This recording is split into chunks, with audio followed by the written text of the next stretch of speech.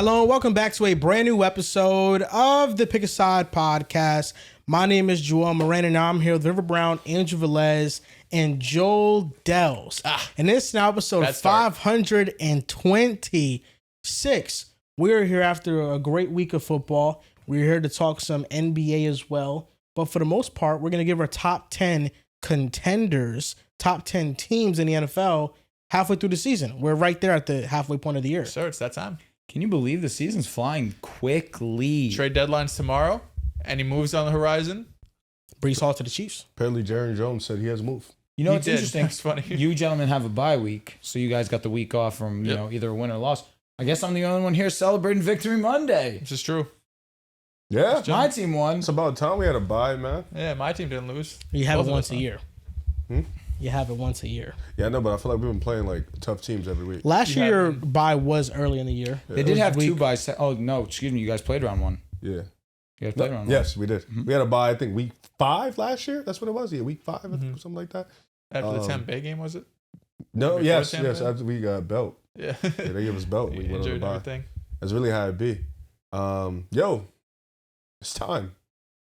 This is the week. This is Packers this is the Eagles week. We've week. been waiting for this for a minute. And been I'll be waiting. honest, I've been the waiting. aura that this game had, I feel like died after Oh, they no. just got smoked. It died weeks ago because he stopped talking shit. It died when they lost to Cleveland Oh because he my stopped talking God. shit. What about when they tied I Dallas? have not stopped Wow. talking shit since week 1. He has stopped. Even the tie against Dallas, he got real mute. You know, he started to be humble about it. Now he's quiet. Nigga like me ain't doing that. Like, it's every week I come in here, yo, and I'm back. Yo, it's here. It's the Y'all least opened up as- expected that ends up getting. Y'all opened up as favorites. They're favored. They're 2.5. at home. They're home. Bay. Yeah, It's it's in in Green Bay. Okay. Y'all opened up as favorites. I mean, listen, off the bye week, now for the Eagles, they have another week to prepare. They've made some moves at the deadline that are going to be notable for Jair them. But revenge game. this is a. He don't got nobody locked he might up, just though. be a healthy scratch. If he's out there, I feel very good about Well, he the ain't got Packers' nobody chances. locked up for real. I mean, Jair He is ain't got just shit. cooked. He ain't got shit. Jair is just cooked right now. Like he was healthy scratch for the Ravens All your wide receivers back to back are weeks. They are right now. They're hurt. Come on, you're being Matthew rude. Golden got hurt. Yeah. Jaden Reed's on IR. I respect. But Romeo Dobbs, Cute. Christian Watson healthy. Demon home. Matthew Stop. Golden, playing well. his injury got is not hurt. serious, so he's going to be You back. lost your guy, Tucker But Kraft. Tucker Kraft is out for the That's- year. That's unfortunate. the one I'm like, damn. No, that sucked. Yeah, That's sucks. season changing, unfortunately. Honest to God, it's true. You ever 'Cause seen he- that meme of Shannon Sharp picking The food. the food Yeah, and he just yeah. yeah man. collard greens, it's yams. just- But this is what the Packers are about, though. They play down in competition, and they've had dominant wins against teams that had expectations. We give excuses. What are for they losses. about? What is Green Bay about? Green Bay is about prom time. Green Bay is about the bright lights. They just What lost. did they do on primetime to the Cowboys? We're watching the Cardinals absolutely give. What did they do belt. in prom time to the Pittsburgh Steelers, who just beat the number 1 team in the Oh AFC? my God, we're talking They really about they Pittsburgh. was losing that game. They clutched up though. God, their statement wins against the Steelers. Seen it all. But there's no better time to have a statement win and to get morale up than this week for Green Amen. Bay. Oh, yo, Amen. talk. Everybody's counting them out. True. Everybody Actually, you're the thinks favorites. it's over. Except Vegas. Vegas thinks they're And good. they're going to show out because I know that Jordan Love's going to be ready to play. I know that Matt LaFleur is going to start to switch up the philosophy a little bit. And Tucker Kraft, I feel like the guys are going to rally around his absence and they're going to try to get this win for him because he means a lot. I noticed, He's yeah, mac and cheese. no Green Bay gear today. Just Knicks. It's a Interesting. beautiful sweater. I'm Wow. not It was mad. really it was really between my Knicks sweater and it was between my Patrick Mahomes sweater that I just got. I just Shocking. got 2 brand new sweaters in So the let me Yo, get- wait, he so- straight so wait. only celebrates the Packers when they win. So let me get this straight. It's nasty. Your team lost. What are you celebrating when you lose? Being a That's fan. called being a fan. I know you don't know about that. You're a Colts fan. You're a Colts fan. All right, you know, he's shaking my teeth. You're a doing Colts good right fan. now. You're not a day one Broncos fan. Oh my You're a God. Colts fan. Why is he doing that? You're a day one Colts If fan. this is what we're doing, respect it. But I'm no, fine. you don't celebrate after losses. Yeah, no, you What are rep you your celebrating? team. You still wear gear. You come to the show and you still wear that. I'm wearing that- my Gears team. We actually Joel, we beat had a 3-hour we beat pod, you the had a Wizards Chiefs head today. on the whole time. Yes, we beat the Wizards just now. Did you see that? Knicks Cat had 30+ points. No, yeah, so I'm repping my team, and I was gonna rep Patrick Not watching Mahomes that shit. because Just lost to the Jets. this week That I can respect. They lost. Who? The Chiefs lost. Patrick Mahomes, even though it's still, Patrick Mahomes. Remember what he said? No way the Chiefs lose. No way. No way. No way. No, it's just No way. they'll win in the playoffs. That's what happens. The Bills win in the regular said that. season. Unfortunately, it is what happens. We did say that, but no way the Chiefs lose. No way the Chiefs and Green Bay lose. Tough week. In the same weekend. Tough No way, week. right? He No, reps the Knicks. no, who didn't lose? It's fucking Jets, baby. Come on. Talk. The He's Knicks with just the won. The Knicks deserve credit for the win against the He comes in with Washington Knicks Wizards. gear. Yes. Interesting. From an Essentials We're in the hoodie. peak Shout out Fear the Peak God. NFL. Of NFL Peak season. NFL. This He is an throws NBA a episode Knicks 2. hoodie We're on. doing half and half. Interesting. We're talking about some we know NBA half on this those topics episode. are getting cut. Yo. Nah, not even. real We need to spill. talk about the NBA. Real NBA spill. is No, we don't. electric right Yo, now. Sorry, my bad. I'm excited to play you because I feel like this is the one time where the fandoms are real in the sense of where What? no, listen. In the sense of where the matchup is elite. Like when you were a Jets fan, the shit wasn't fun. We beat y'all. You First did, of all, we but beat y'all. You did. No, look, you did. But listen, Don't forget that. there was nothing like after that. Like really, you beat us in what? I don't know. You We focused on the moved to draft. like 4 and 5. Yeah, you know what I'm saying? Like me and Drew, we don't hate each other, so like when Denver It Eagles was like played, a respectable, yeah, like, it was yo, like good we game. made 2 jokes and it was it. I didn't like the. the it's the easiest game on our Well, schedule. you That I added, didn't you like. added me and I didn't like put that. the belt video. That was It was funny. random. It was random. But that was an hilarious video. I did like laugh. objectively looking at And that I hated video. that I laughed, so I had to say that. I shouldn't And laugh. then, yeah, but you shouldn't now, have done Rev, it's been real multiple times. If you want to use revisionist history and you don't What's want real? to count certain things, certain events that transpired, that's fine. What's but real? I remember everything. You want to just use the Eagles as the team that this said- first well, I time did we've say been fandom. fans of one thing and one thing, and I understand. I respect you for acknowledging my Green Bay Packers fandom. It really means a lot to me. it only And I- makes it funner if you're a Green Bay fan. And I gotta tell actually myself that. respect Broncos country for acknowledging my Packers fandom too, because they put my face on a Dave Blunt's body Hey, they with fried you. Packers gear. I didn't like so that. Yeah, that right was rude. now they're acknowledging that I'm a Packers fan. They've been realizing, oh man, he may be switched teams. I don't think they're acknowledging you. They're I don't think they're so. acknowledging. Jets pictures They're up there. acknowledging the truth teller. This is the only truth teller in sports media right now. And Riv, I tell you that fandoms have been real before because. Don't say It was Stephen real Harden. in 2022 when the Chiefs beat the Eagles in the Super Bowl. Oh, yes, It for was sure. real in 2023 when you were a Brock Purdy avid fan. Oh, that's and not- the Chiefs no. beat the 49ers in the That Super Bowl wasn't as real. well. There was multiple times where just made these that up. fandoms, these rivalries have been real. That's not a real All right, rivalry. no, then go deeper. Go deeper. If he wants to do that nonsense, go into the Stephen and Harden shit. That's like not a I guess, rivalry. right? He won Like, that. Who cares? No, I didn't- I Stephen didn't Harden just won. win. He I won. didn't just win. No, but like Packers, That's a Eagles. walkthrough. Come on, Bro That's said, the bro real. said the No, I'm Niners not and gonna the lie. Chiefs. That lost That's not me. a He real was a rivalry. Brock Purdy fan. He was up here saying that that's my favorite quarterback in the league. What? He was over here saying that. You were a Brock Purdy You're fan. not gonna Man, make he's me- been hurt. You haven't been repping Brock Purdy gear. You're not a fan of Say him it no again. more. He's been what? He's been hurt. What am I gonna say? He's not playing. So you're not repping Brock Purdy no more. He's not playing. So you're not a real fan? Joel, what's going on? Are you not a real fan? Nah, I fuck with him. I just think like from this, like the moment you became a Green Bay fan when Micah got traded, and then I saw the schedule, it just fueled me. Like, yo, we gonna see them because you rooted for them last year, and we beat your ass every time we played. How y'all. many times? Twice. Playoffs and regular season. First of all, we beat them in a different country, and then You start the season with an ass kicking, and and you then we- ended the you know what I'm season. saying? And plus, that should have never happened. If Jordan Love doesn't get hurt, he Oh completes that my- pass. He got hurt on the last play. He didn't get a chance to complete the Hail Mary. Yeah, listen, he Or probably threw a attempted. pick. That's what he does. And Riv, let's not act like every time the Green Bay Packers have played the last 2 times, this You get closer. rivalry, Is this this a good rivalry trade? has not been real. It's been real No, I from the believe- very this is- get go. this is the realest it's But you been. want to know what's changed? What's changed? You What's humble changed now? is a couple things. One thing that's changed is I'm a full blown Green Bay Packers fan. love it. Are you? That's something that's changed. It felt like you was last 100%. year. And in no way, shape, or form behind the scenes am I telling Jess that I regret it. No, I'm not doing that. Should I show the Sora videos? No, I'm not doing The that. Sora videos are funny as shit. I I love was the Sora by no way, videos. shape, or form celebrating the Jets when they won the first game of the season. Oh, no I way. bet. I bet. So But are you winning? Are y'all winning this week, man? I don't care. Oh, And the reason why I don't whoa, care whoa. is because for me it's about the playoffs. If the Packers, with- if the What's Packers the win Packers' this record? week, What are they? they're 5-3? 5-2-1. I mean, you should care about wins. Let's I make do, the playoffs I do first. care You know what about I'm it. saying? I want Like, to make the playoffs. I want to said that win was this for the game. division. What I want to do, what I want to see is I want to see the Packers look much better. And I want to see them go toe-to-toe with the Philadelphia Eagles, the defending Super Bowl champions, and give me optimism for the rest of the season. That's what I want to see. If they win, yes, I'll be through the roof. But I know how these things He's work. downplaying it. I know how these He's things getting work. ahead of No, it. you want to know why I'm cannot downplaying it? come in here if they beat because us. you Oh, want to know no, why. That's what He I'm saying. cannot Because do he's that. expecting the loss. And You like, want I to know told you, I why was I'm gonna- this downplaying Jamal it, Morant Darius? shit? Because I know. everybody's going to downplay it anyway. If the Packers beat the Philadelphia Eagles, Dell's is going to come here very next week and say they're the Pittsburgh Steelers of No, the NFC. he actually That's can't. what Wrong He's person. with Wrong you. person. He Wrong might. person. He I was is gonna with say you. you would have pointed that shit at me. I'm like, no, this is Mr. Reactionary. he's gonna say Yo, that. I'll tell you what, signature win. I man, was that's right the about best Green win Bay. I've seen. I was right about here. You know how you gonna Also, get. I already know if the Packers win, Riv will say It don't matter. that was a good win, Yeah, but it don't it don't matter into the matter. You're playoffs. right. I can It's say not that. going But to he's- matter. it's okay. The Eagles fan can say it's that. not going to matter for you if you lose, but it's Yeah. going to matter for it has to matter for me if It it's a win or matters a loss. more if the Beat us. Packers win than if the Eagles lose. Because at the end of the day, you want to know what matters to more. me? It matters to me that they win in the playoffs. That's what matters to me. I know you're a Jets fan, so you don't know nothing about that. But in the regular season, Why that's all is we he worried about. always We getting about so- we about oh the my playoffs. We worried about the 'Cause he's got playoffs. nothing We're to say trying to about bring a Packers, Lombardi Eagles. back. He doesn't. There's nothing he can say can't about say, Packers, like, Eagles, I so own it's you. Jets. I own you. We own you. Can you imagine how you got to go and stoop to that level as a That's what human I'm- being? like, what Like, am- Joel, okay. kidding me?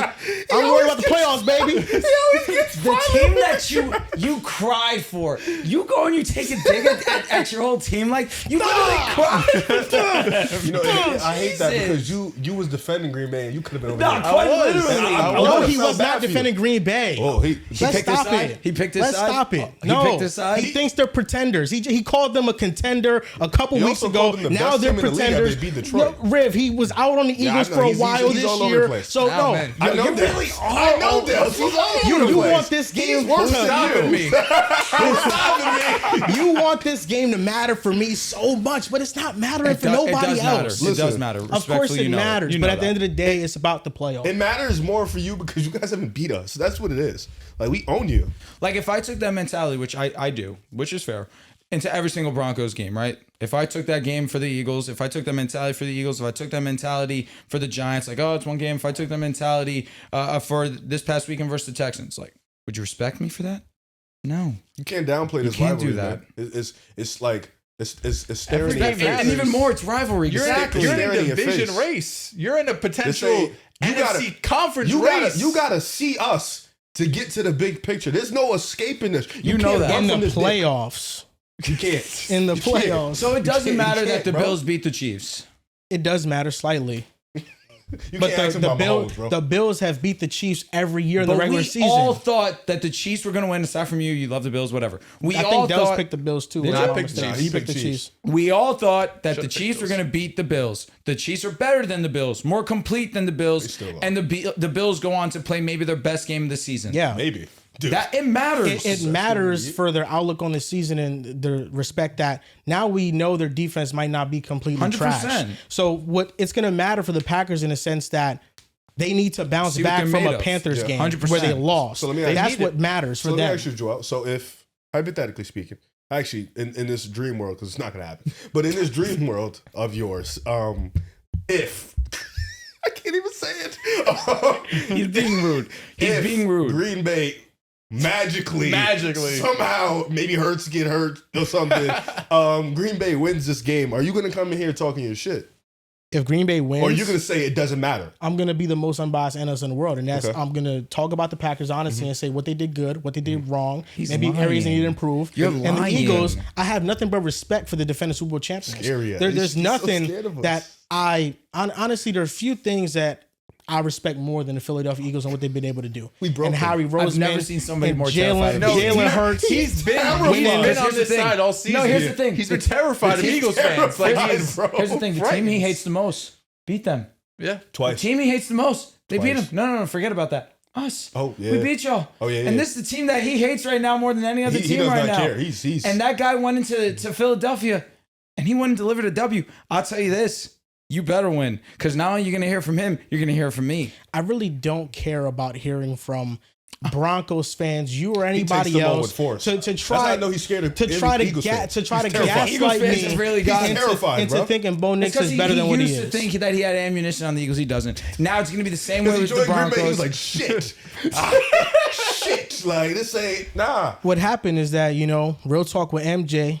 I've been having more Oh my conversations God. with him, Lord. And his Eagles passion has been he's kind of been making me see the light on the Eagles and all the great things that there is to see about them. Yeah, them winning the especially when we Super Bowl collab on last year, Instagram and them numbers they be Facts, crazy. facts. Those I'll be numbers are nuts. I'll be like, okay, Eagles. I love you, Philly. Okay.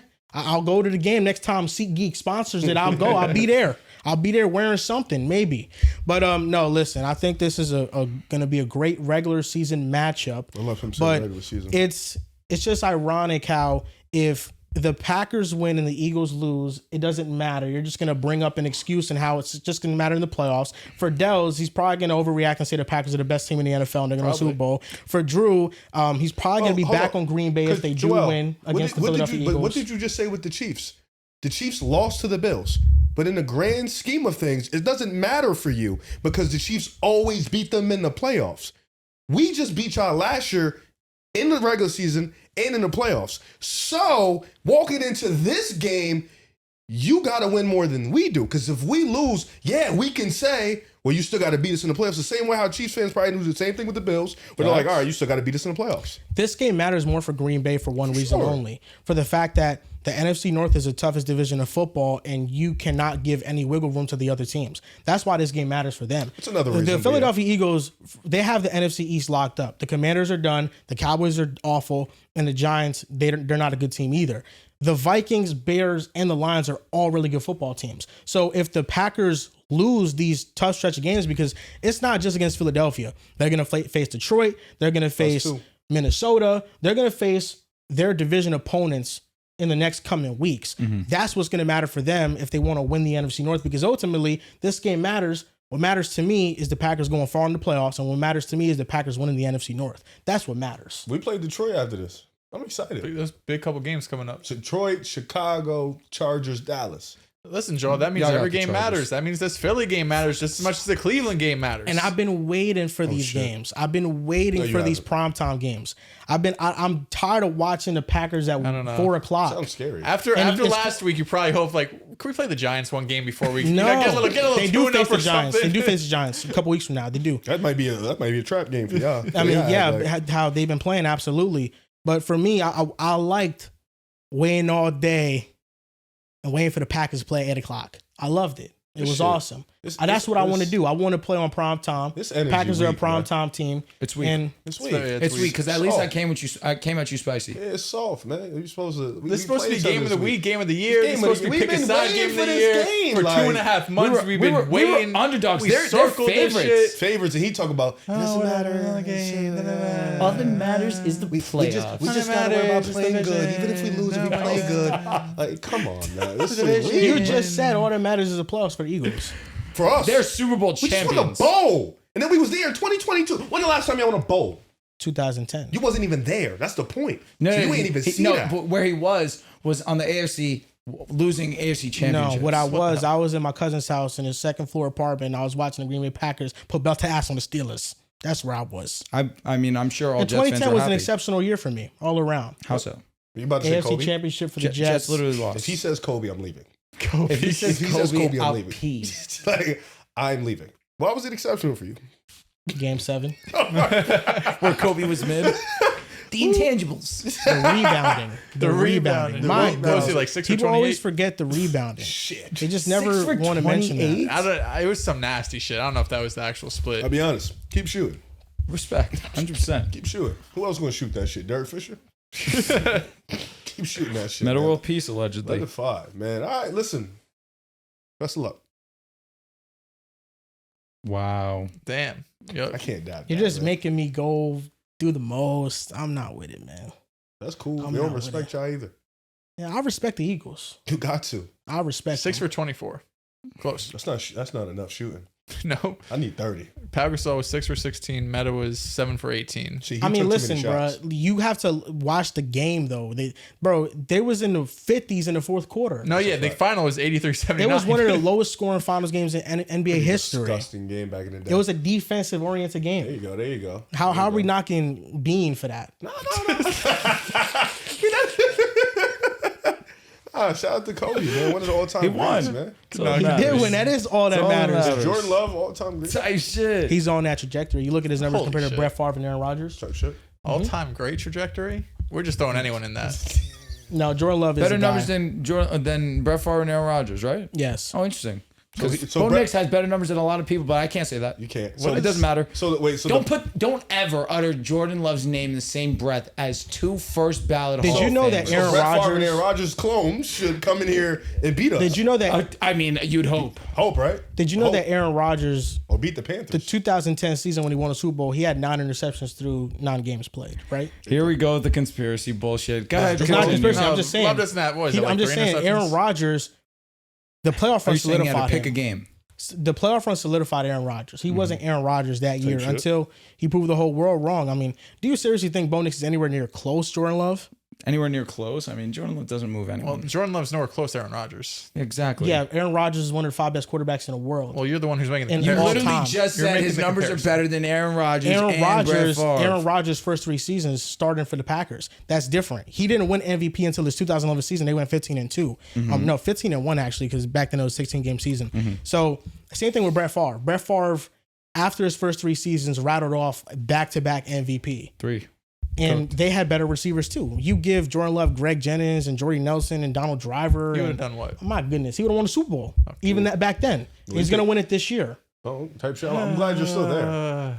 Gotta I mean, get past the your Packers Eagles, have been man. my Super Bowl pick all year long. They're No, going to listen, continue to be my Super Bowl I know pick. how you are. That's why I'm glad. They're gonna continue to be my Super Bowl That's pick. crazy, Yeah, bro. I'm If glad we want how- to that talk you're about staying the there. He's Panthers crazy. lost, the nuts. Browns lost, He's I nuts. don't really mind that. Cowboys I don't tie. care about that. I really don't care about that because what's gonna happen and what Cowboys matters tie is the really playoffs. does fucking. I hate that more I than hate their a tie more losses. than anything. Actually, I hate a tie more than As soon anything. as Matt LaFleur realizes what the go. deal is, It's always somebody but nobody. because we saw it's- real defense versus Dallas. We saw what they did. Shut him down. It's much different Shut with them Jordan down. Love and other quarterbacks. Other quarterbacks, shit. you don't want to give the ball to them more because you don't want them to mess things up. I love when Jordan Love does this. With Jordan Love, he has 3 interceptions on the season. He hasn't turned the ball over much. He should have 4. He should have 4. A knocker. Should have 4. Sure, more. should have 4. He's 4th and 8. Nobody was open. What else? If Romeo let me- Dobbs let me gave launch up on the this bitch entire across route, the field. No, Any- it's anybody, actually hilarious. Yeah. anybody looking at that play, please watch the entire angle. I mean, they only give you tidbits on the broadcast version. If you say Makes Romeo no Dobbs sense. gave up on the play when he was out of bounds, you're killing me. so you just let the defensive player catch it. Jordan Love just threw it kind of right at him. There was nowhere to go. The out of whole bounds. gave up on it though. Like again, Romeo is gonna get called for a flag anyways. Yeah, but if that was a potential interception that could have been brought back, Romeo Dobbs has to at least make an effort. He didn't do anything. It was in the air halfway I'll be honest, through. It was and might be Romeo the Dobbs funniest didn't. throw of the year. It might be the funniest Just throw of the year. objectively, put your love hilarious aside throw. for Jordan Love for half That a wasn't second. a bad decision. It's a hilarious throw. Whether it was a good decision, bad decision, I don't care right now. This moment, nuts, bro. just objectively hilarious. You just watch it on the TV broadcast. He's running around. You throw it. It's just the one Panthers dude. Nobody close to him, bro. It's funny because at first I'm like, oh wait, he's cooking. making it- something's happening here. Because he goes so from one side completely Yeah. to the other. You're to like 50-50 cross-body ball. throw. Here we go. I'm like, okay. Christian Watson, who's gonna get it? What the fuck? It's No, just it the was Panthers. hilarious. Yeah, what I'm saying is that in that play, there should have been a receiver in the area. Yeah, well, I mean, I'm like right in front of him. There's a bunch of people around. Because what happened is that Romeo Dobbs whatever. ran his route, and I guess he got like shoved out of bounds Yeah, or held yeah, a little yeah. bit, and then he just complained, and then the ball's in the air, and he's just looking at it, and then he starts to walk towards it, and that's why it made it look bad. If the pass looked more like a 50-50 jump ball, which was the intention of it, because Romeo Dobbs has been Jordan Love's like security blanket in Green Bay, it wouldn't have looked as bad. But the only bad decision he made was the interception. But 7 drives out of the 8 they had, they were in Threw an scoring interception position. to triple coverage. Oh no, No, that no, one was yeah, putrid. that's the one he's just talking about. It was horrible. Yeah, no, that was horrible. One of his worst decisions of the Look at season, it. honestly. Look at what he's doing, bro.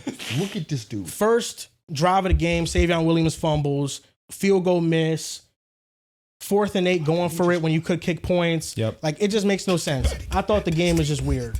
And that's what, McManus also did miss a kick, so that Yeah. probably could have Yeah. stayed in LaFleur's head. Yeah, Jordan being- Love's a funny guy, man. He is funny because he has moments where you watch him, and honestly, it's okay. This guy can be one of He's the best in the legit. league, and then he has moments where I'm just like, He's like, he makes like every. What are like we doing? Every game or every other game, there's one player you're like, how is he in the NFL? Like, he'd be like, yo, he'd be and then he bugging. has those throws to Christian Watson. You're You're like, like, That's why he's here. this is why. Yeah, This is why people can't Jordan Love quit is him. nice though. Nobody. He just some people don't have it.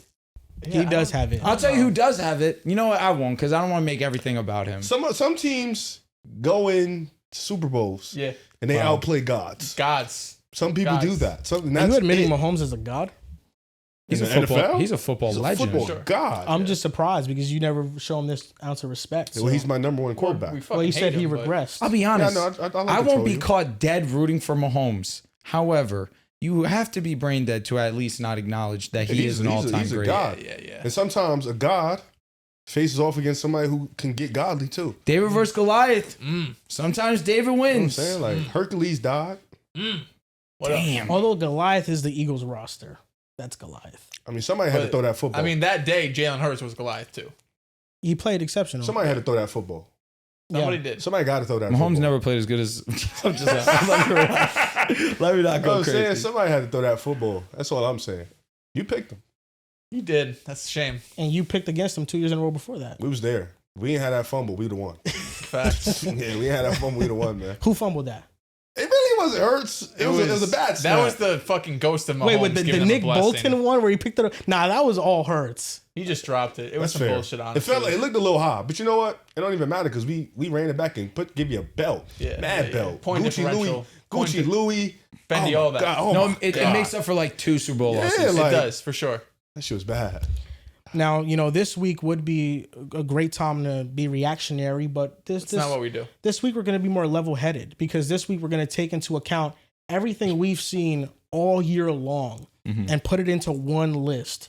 This isn't a week by week Dell's list. This got is him. an all year. When do I have a week by week list? He's Probably your bringing brain. he's bringing all his emotions together and he's coming to one consensus. That's what I do. And these are our mid-season top 10 teams contender rankings. So these are from 10 to 1 the teams that you think are most likely to win the Super Bowl this year.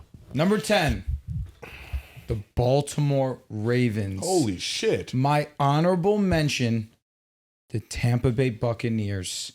I respect them. They're all smart to mention. And the fans are going to be upset at me because they love Bake and they love everything about Tampa Bay. And I do too. It's just the injuries are starting to pile up. No Mike Evans for the rest of the season. What's up with Chris Godwin? What's up with Bucky Irving? It's just an injury-riddled team that I don't know if I can go all in the way I once felt about them when they were going out there and they were dominating, going tit for tat with the Eagles. Again, I respect the Buccaneers, but I look at the Ravens. They're getting healthy. Lamar's back. Again, it's Miami. They're not the best team by any means. But defense looked great and has looked great these last 2 weeks coming off the bye. And again, I'm not trying to compare this team to the Eagles of last year, but the Eagles came off the bye and they got 100% right and never looked back from that point on. The Ravens these last 2 weeks look like the Ravens we expected. Derrick Henry going up against a Miami Dolphins defense that shut down Bijan Robinson the week before. Derrick breaks out in the second half in typical Henry fashion and just takes over. Lamar was great passing the football. Really was a pocket passer, dominated that game. Miami's defense is not great, but he still had himself a great performance. If the defense is going to continue to play like it did the last 2 weeks, I still trust Baltimore and what they have upside-wise. I know they are 3-5. I'm not trying, like you guys are saying, this isn't a reactionary thing. I'm trying to stay level-headed, understanding who the Ravens are. I have them in my 10 spot. I have the Broncos at 10. I still think they're, a playoff team. I think they could, obviously, they're number one in the AFC West right now. They could very well win this division. But when I look at the first 8 weeks of the season, it's just hard to trust this offense down to down. And they're top 10 because everything else is so great. Like their defense is elite. The offensive line is number one in pass block win rate. Dobbins and Harvey have been really good in the backfield. But it's just down to down. It's hard to trust Bo Nix in the passing attack. I look at their schedule as a whole. Now that we have, half the season done, you light up Dallas, you light up Cincy, and then it's like good fourth quarters against Philly and the Giants. And it's like, what else am I getting? So like the two worst defense in football, I know you could eat against. And then Bo Nix, give him credit. He's got that it. Fourth quarter, you need a drive, you need multiple drives. He'll do that. He's done it and he's proven it. I love him. But it's just hard to continue to win in the NFL that way, down in and down out. So I have the Broncos here at 10. It's a little low. 10's low. 10's low. We have the best defense in the game. You do. Defense has been Ten's great. I also have Denver at 10. 10. It's just It's low. We've beaten some good teams. I'm looking at like all the teams I have, and they have the worst offense, and that's the thing. We just went up against the best defense in the AFC, not named the Broncos. I'm not even holding this game against them because I agree. Houston shut down basically everybody, so I'm not mad that they struggled against Houston. And then I gotta have a drive. He does it. He would have lost if CJ played. Low key. I mean, yeah. Again, He was playing well. Like you would have lost. He was playing well. One, we don't have Surtain. Two, We didn't have Surtain to start the game. no, I agree with you. So what I'm that's what I'm saying. Like you lost CJ, that sucks, no doubt. But it's not like he was there for one drive and then that's it. Didn't play the rest of the games. Like you guys had a good drive, but they all led to field goals. You scored no touchdowns, one touchdown. That's kind of all they needed against you guys. You guys weren't able. We only to beat them do by 3 anything. points. Scored 2 touchdowns, and we were able to get in field goal But range. I feel like if CJ played, they would have kept scoring. At least been in scoring positions, like towards the end of the game. Kaimi kicked 5 field goals. Like, you guys we're- didn't. Excuse me, they didn't score a touchdown. Kaimi kicked. It made all of their points. Regardless of whether or not if CJ played, the Texans would have won or not. I think it's very convenient to overlook how the game shaped out just because the final drive, the game-winning field goal. I feel like it's very convenient to look at everything that happened before then. The Broncos were awful offensively. They couldn't do anything offensively. Bo Nix completed less than 50% of his passes. And even the final drive in the gotta have it moment, I mean, the drive before that, they punted the ball. 3 and out. And the reason why they got the ball back is because Davis Mills was leading the Texans offense and they couldn't do anything. And they ended up getting the ball back. And I also thought the clock management from Houston in that situation was odd, given the fact that the Broncos had 2 timeouts left and D'Amico Ryans and Nick Haley, they were adamant on throwing the ball. So Denver didn't have to use their timeouts anyway to stop the clock. They were trying to win. I give them credit, but know your situation. Yeah, like know your quarterback. you're trying to win. Exactly. You have to know your situation. You're going to win off of like a defensive play or like a punt return or something, but not by Davis Mills Not driving going down the 80 field. yards down the field. Yeah. And I will say, I don't disagree with you, man. The game was, as a whole, for our offense, sloppy. Bo Nix had a handful of moments from this game where I look at that were positives. I thought the Cortland Sutton touchdown was great. I thought the pick was just underthrown. It's a ball that he should hit. He just didn't put enough juice on it. That was a bummer. But then after the interception, the one thing about Bo that I always say and I love, he never lets the bad moments take over the moment. For sure. He will continue to push forward and continue to try and put his team in position That's to what you win. want your quarterback too. 100%. And that's what I want from him. But I agree with you. The offense was sloppy. But again, great pass to Sutton. Great pass to RJ Harvey. Great 2-point conversion. Putting the ball in only a spot where Troy Franklin can get it. And then on that last drive, 3 plays. And we're in field goal range. And I thought that was great job by Bo Nix. Great job by Sean Payton as well. The second design run for Bo Nix. It's a strong trade of Bo's.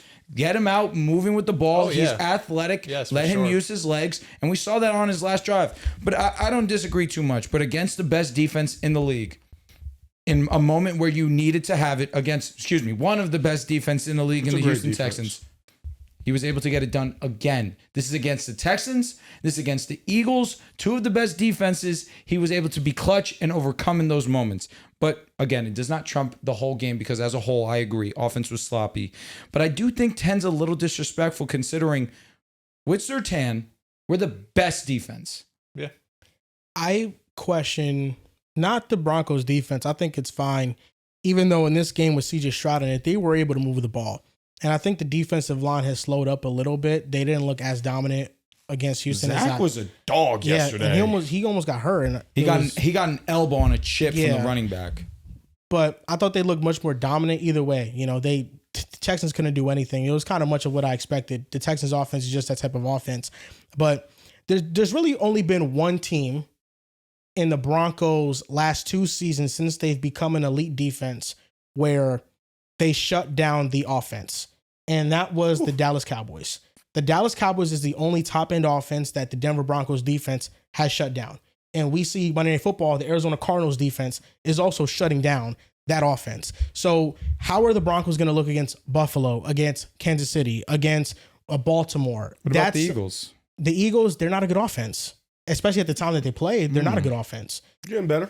Interesting. They were getting better, but they at the time they could not run the ball. They really could not pass the Couldn't ball do at shit, all. bro. You know, it was a bad offense. So I'm not going to look at that game and say they shut down an elite offense. The Eagles weren't an elite offense at that Eagles time. are more like just elite talent. What The about the Giants, Chargers? The the last 2 Giants weeks they defense were in. shut down that offense. What about the Chargers? You didn't shut down the Chargers. I mean, we did for 3 quarters. In your logic, 3 quarters triumphs more than just one. Well, listen, the Broncos defense is more than good enough. I don't think there's really going to be any defense in football that's shutting down these top teams. It's just how difficult can you make But it? for me, I kind of have viewed the Broncos over the last 2 seasons, and against those top end offenses, it really hasn't felt like there was much resistance. Like the Chargers game, yes, because Joe Alt did not. Oh, Joe Alt did play, sorry, but their offensive line is obliterated there. Like any team is getting pressure on the Chargers. The Dolphins' defensive line looked good against the Chargers. Jesus, the Titans defensive line yesterday. But that was with no Joe Alt.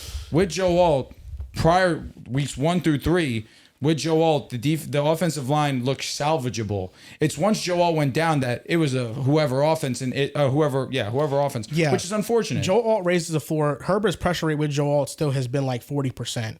Like the entire offensive line has been bad, but even then, I don't consider the Chargers an elite level offense. I don't. They've been better in years past, but to me, I don't still consider them that. What Dell said is pretty factual. I mean, it's really about the offense, though. Like the defense, I think, has a high floor. That the offense was better than we're talking about a legit contender.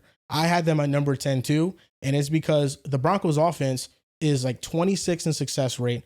Bo Nix is 31st in success rate. His QBR ranks like 17th. And right now, through 9 weeks, they've played the 21st ranked defense on average. When you accumulate all of the teams and defenses they've played, that's the average, the 21st ranked defense. And 21st, and these are the offensive results that we've gotten. So how is that going to look against better defensive competition on a week-to-week basis? You can say, well, they came back against the Giants and it came back against the Eagles and they had a game-winning drive against the Houston Texans. And it's very convenient to overlook all of the bad offensive football play and just point to that. But in these games, late in the year, if they don't have one of those miracle fourth quarters, after those games, we're going to be saying exactly what we've been saying. They really haven't looked good outside of spurts and moments. So if it becomes more consistent, then they will become a contending team. But right now, I have them at 10 because of their floor. But the offense is something that is very worrisome. I think it's just hard to replicate it. I think it's just like, it's a skill to have these fourth quarter comebacks, fourth quarter drives. Of course, we talked about the Chiefs and Mahomes a ton last year. But it's just hard to...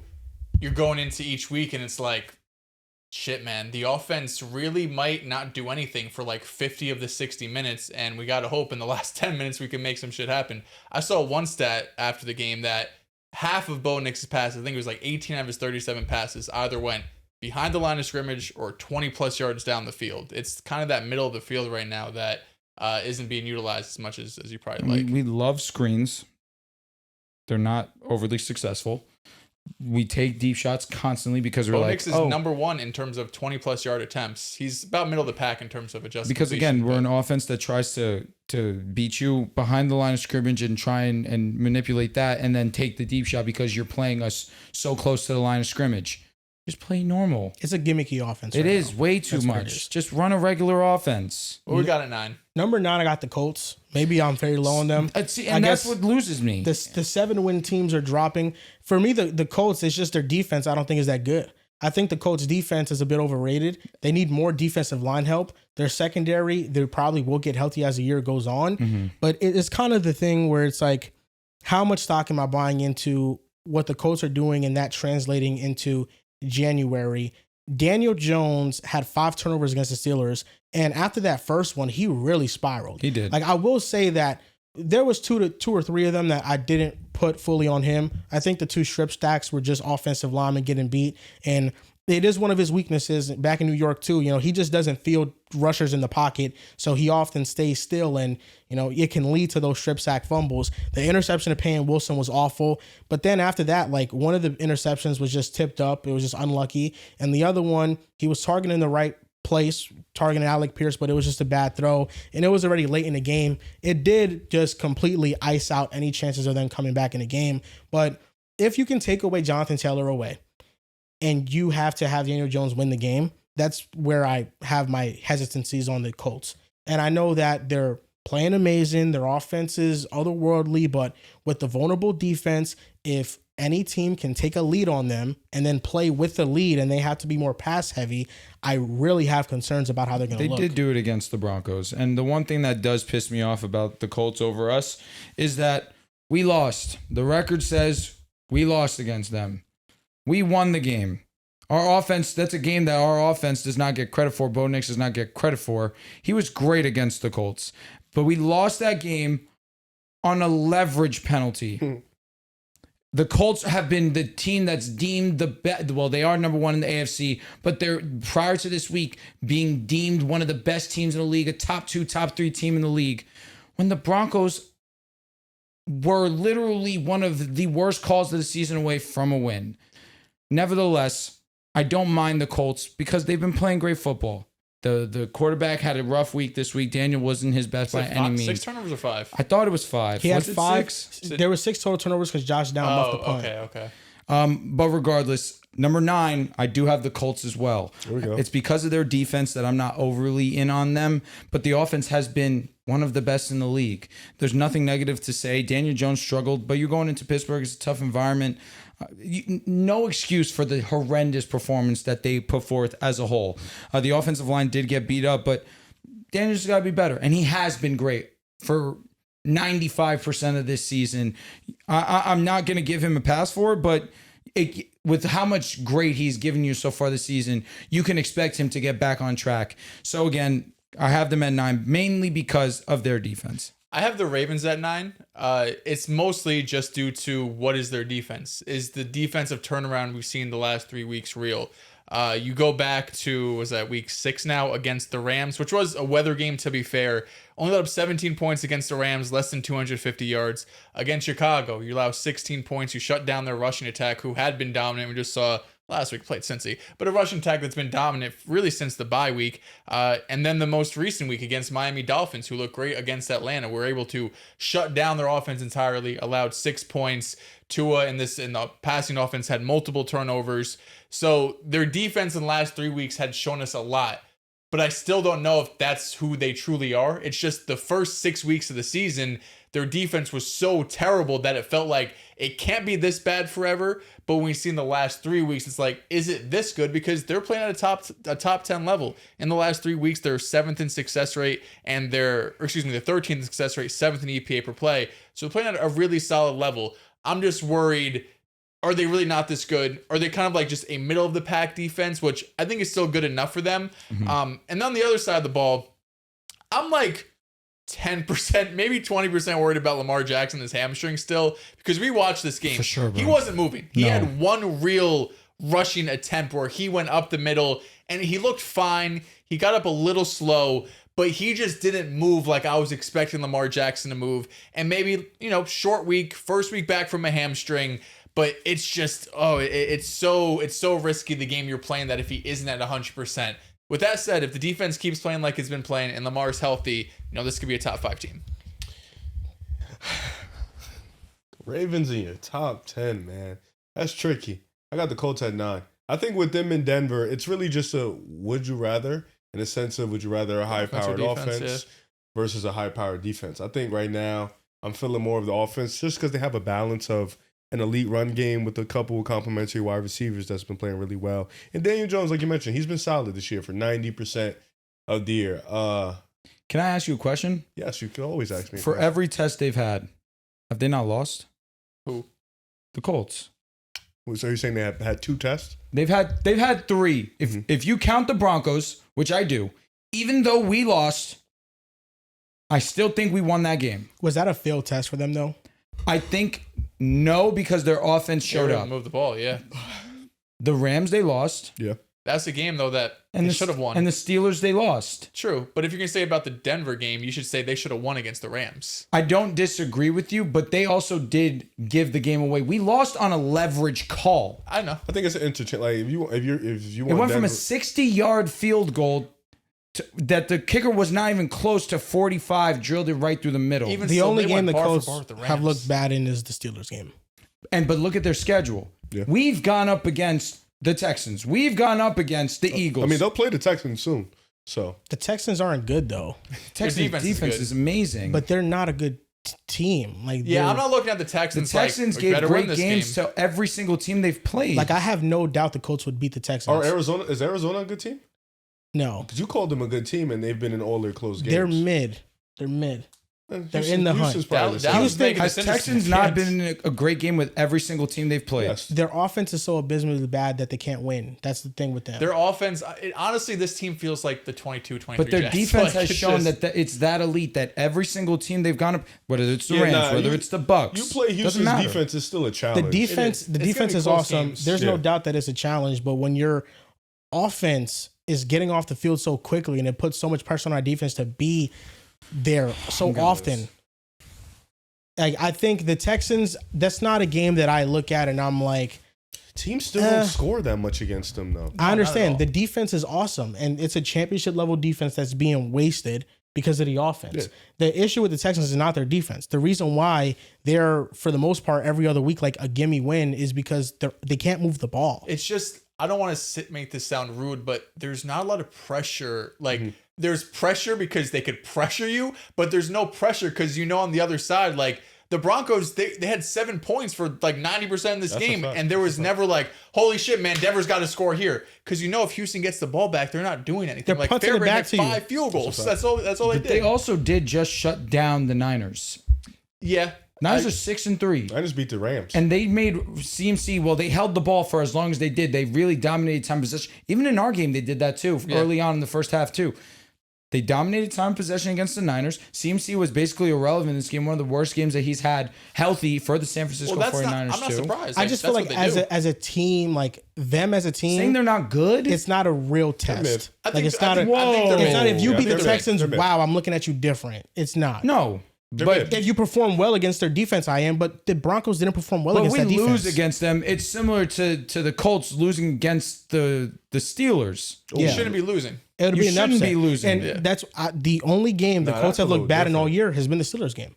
That was an awful game. Yeah. Where they just And turned the ball dragging over. away a the lot. game to the Rams, they gagged. Yeah. Daniel Jones threw the But I didn't interception, think they but played bad. I I mean, just you thought was they here had a saying couple they should've really won. bad And mistakes. And Ashton Doolin fumbles the ball and throws and it fucking away. AD Mitchell drops the ball Yeah, at the goal line, and 100%. Jonathan Taylor and the whole I just thing. think, like, yeah. of AD the Mitchell, that's what I test- meant. Sorry, not Doolin. of the test you mentioned, because if the test is, are the Colts a good team? Are they a great football team? Better or are they than not? us. Then Same tier. I think that they passed against the Broncos and against the Rams, and they just failed against the Steelers. That was the only game all year where it's like, okay, maybe they might be a little bit fraudulent, but every week they've been awesome, even if they've lost or Yeah, I it's been a haven't. close. Listen, I victory. haven't reeled the Colts yet. I'm still high on the Colts. But better than us, and you have them multiple spots.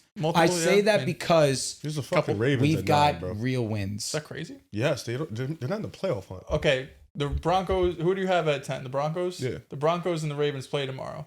Is that a 50-50 game? No, It's not. no. It's like Denver's like a touchdown favorite. Do we have Like do we have 60-40. do we have Pat? No, how you play right now? Without Pat. It's a 50-50 game. I mean, without I Pat, think yeah. if the Ravens play the Colts right now, it's probably a 50. I think But without why Pat, we does that saw- matter? because I'm looking at how things sit right now. I'll I'm be not hon- really looking at like through the first 8 weeks who just has the best record. Not I giving mean, us yeah, Pat's that's- crazy because you know that's Pat's fair. coming back. Yeah, I mean 4 to 6 weeks. I'm just like you're putting a team as top 10 that potentially might not make the playoffs. I mean, listen, I Yeah, understand that's fake a little the. crazy. Just a little bit. I understand the I'm just thinking Ravens if they play right leniency. now, how would I feel? Like I would feel like they have a real chance to beat Denver. I understand. But that's fair. Okay, there's a little bias to that, but I get it. I'm That's not fair. saying they're guaranteed Yeah, to that's win, fair, but I'm that's saying fair. that's a 50-50 game. That's fair. I think that taking Lamar. the leniency know. with the Ravens, I understand it. I understand giving them the benefit of the doubt because they have Lamar Jackson and they've been a top team in the AFC before. But that's just really something I'm not going to do. I'm not going to do it because I just think their defensive personnel, even though they've moved Kyle Hamilton into the box and he can roam around the line of scrimmage more, I just think the defensive line talent isn't there on that team. Like they're still going to struggle to get pressure with a 4-man rush consistently. And Lamar Jackson, I feel like that offense has kind of been figured out a little bit against blitzes. Against blitzes, we saw what Detroit did to them. Like I think that there is a realistic way to rattle that offense and to throw it off. We saw Casey do a similar thing against them. So for me, like as much as I wanted to think about putting the Ravens on here, I had the Bucks at 8. I just think when they get healthy, they're going to be a force. And Mike Evans is going to come back in December, I believe. and he probably is going to ramp up for the playoffs. So he's going to miss the majority of the season for sure. But if they get him back with Ibaka and Chris Godwin and Bucky Irving, and they're getting the right tackle back, I love the ceiling of what the Bucks could be. And I'll just go quickly and give my 7 and 6, and then we can do the top 5 after that. 7, I have the Lions. There's going to be a lot of NFC teams that are near my top. I just feel like the NFC has more talented rosters. I think the problem with the Lions is that they have injuries on their interior offensive line. And sneakily, giving Jahmyr Gibbs more snaps has kind of come back to bite them in a way because he's an awful pass protector. And the Vikings, they were able to generate 6 or 7 pressures on Jahmyr Gibbs, which is the most of any running back all season. Tough look. It's been awful. And David Montgomery, the reason why he's there on those third down pass snaps is because he can block. He can take a defender out if he's coming and barreling down Jared Goff's face. So Jahmyr Gibbs, I feel like giving him more snaps has kind of made this pass blocking unit a little bit worse. But really the Lions' pessimism for me comes with their secondary. I think their defensive line is really good, but the secondary, man, it's like Swiss cheese out there. Mm-hmm. And then number 6, I have the Green Bay Packers. I think the Packers need to prove that they're more like their dominant week 1 and week 2 selves, where I'm not questioning the defense. We could talk about the Jordan Love interception, the Jordan Love, sometimes boneheaded mistakes, all you want. I mean, he has one of the lowest turnover-worthy percentage plays this year. He has one of the lowest interception rates this year. He's not taking a ton of sacks. The Green Bay Packers, in both of their losses to the Cleveland Browns and to the Carolina Panthers, Jordan Love against the Browns took the lead. And then the defense gave it up, and they let the Browns get into field goal range and kick the game with a field goal. 13 points. The Browns are an elite defense, respect them. Oh, but the Broncos can't do nothing all game. But all I'm saying, and we go up against the best defense in the league. Right. Oh, but we can't just gloss over. If you've been stopping them all game long, we can't gloss over stop 3 them quarters, one more time. guys. But I know, dude, it's like score 13. I'm saying, but also, can you get a stop on Joe Flacco? You're a hypocrite. No, that's not a type. How am I a hypocrite? For what? Brother, they scored 13 points, and they played 13. Offensively poor for a majority of the game. I didn't say that they didn't play poor. They did play poor offensively. I'm just saying, the same thing that you're saying with Bo Nixon, the gotta have moments. He has that it. I mean, Jordan Love tied the game against Carolina. I'm just not putting this shit on the defense. I'm not putting it on defense either, but I'm saying they had the lead or they tied, so and then the on? Defense, it's on everybody. Okay. It's on everybody. The Carolina Panthers, I mean, are we not going to say their final drive? Rico Dowdle had a big time gain. Ted McMillan had an awesome play against Carrington Valentine. The defense has to shut them down in those moments.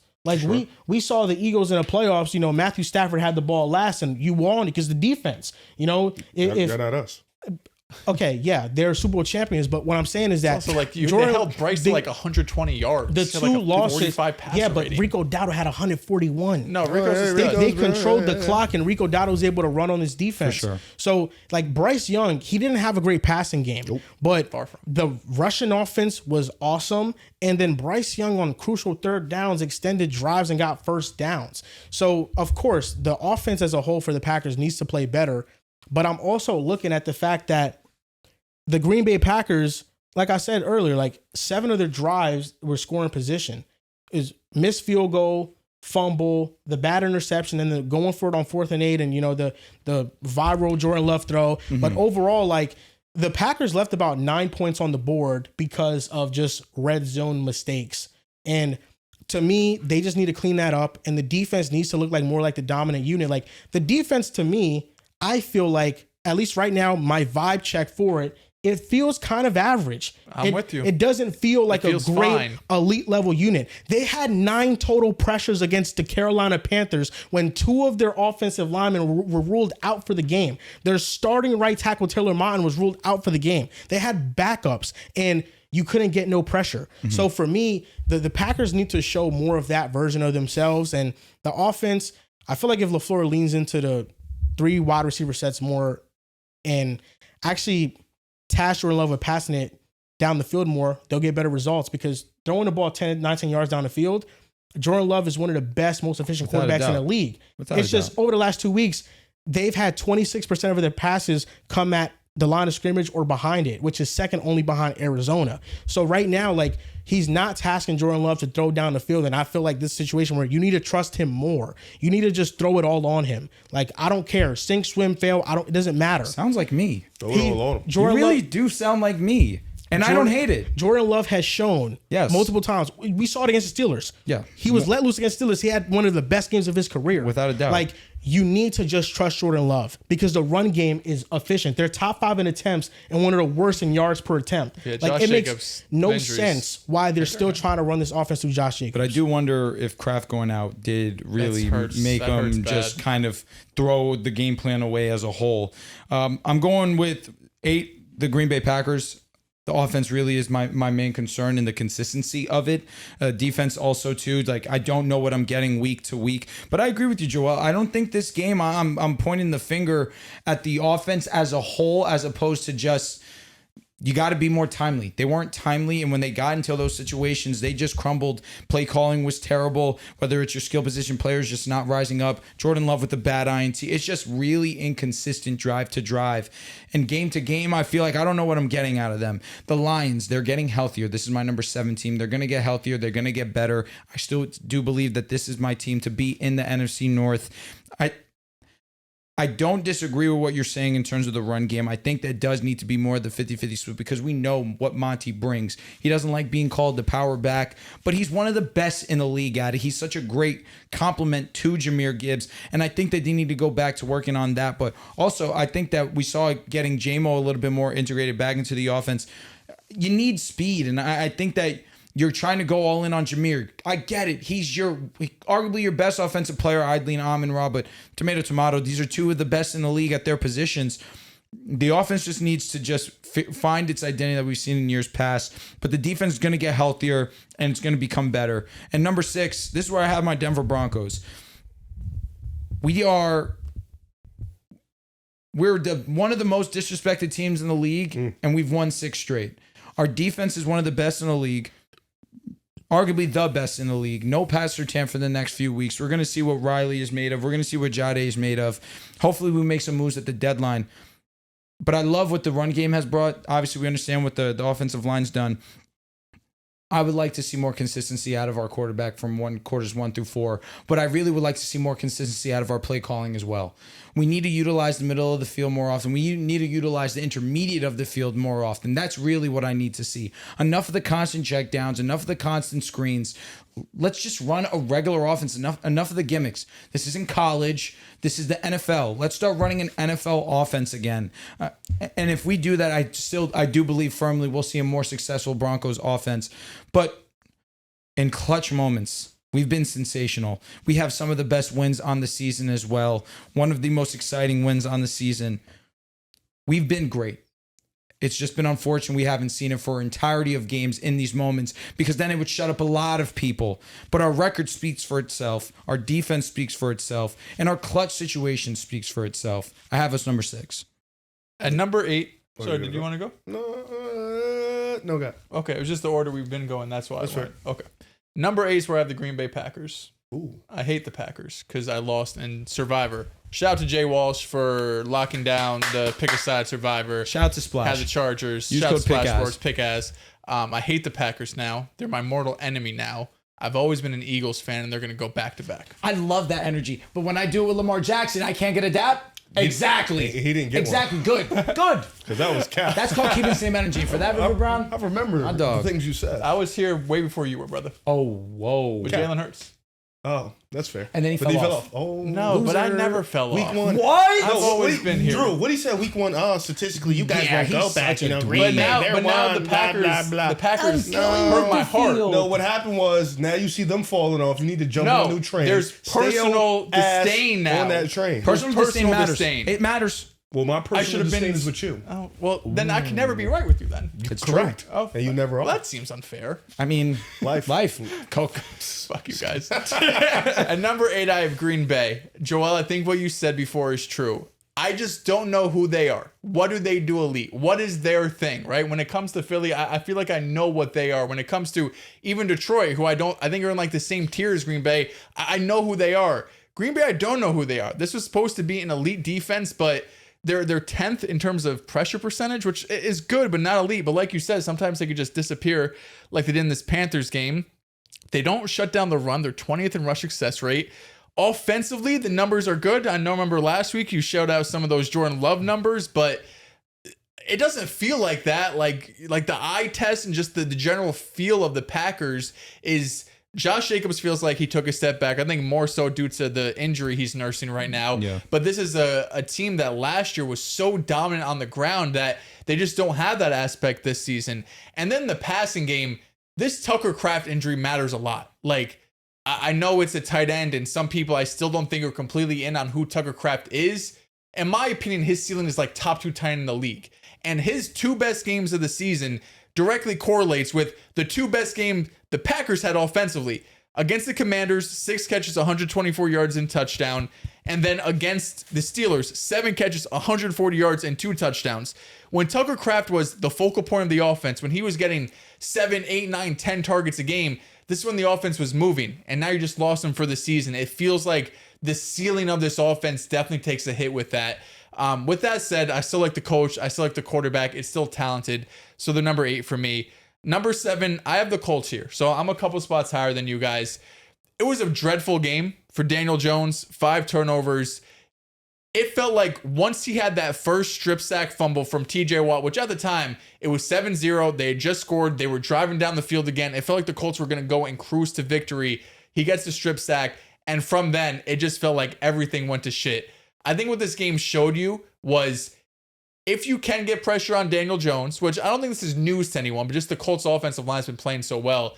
If you get pressure on Daniel Jones, it changes everything, right? He goes from a quarterback that's been playing at top 10 level to a quarterback you can certainly take advantage of. And once you get ahead, like you mentioned, Jonathan Taylor doesn't become as efficient.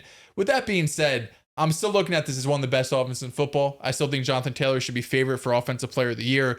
Daniel Jones, I still think is one of the better quarterbacks in the NFL, the way he's been playing so far. But you do have some real questions if you go up against an elite defensive front. And then defensively, I think the questions are there as well.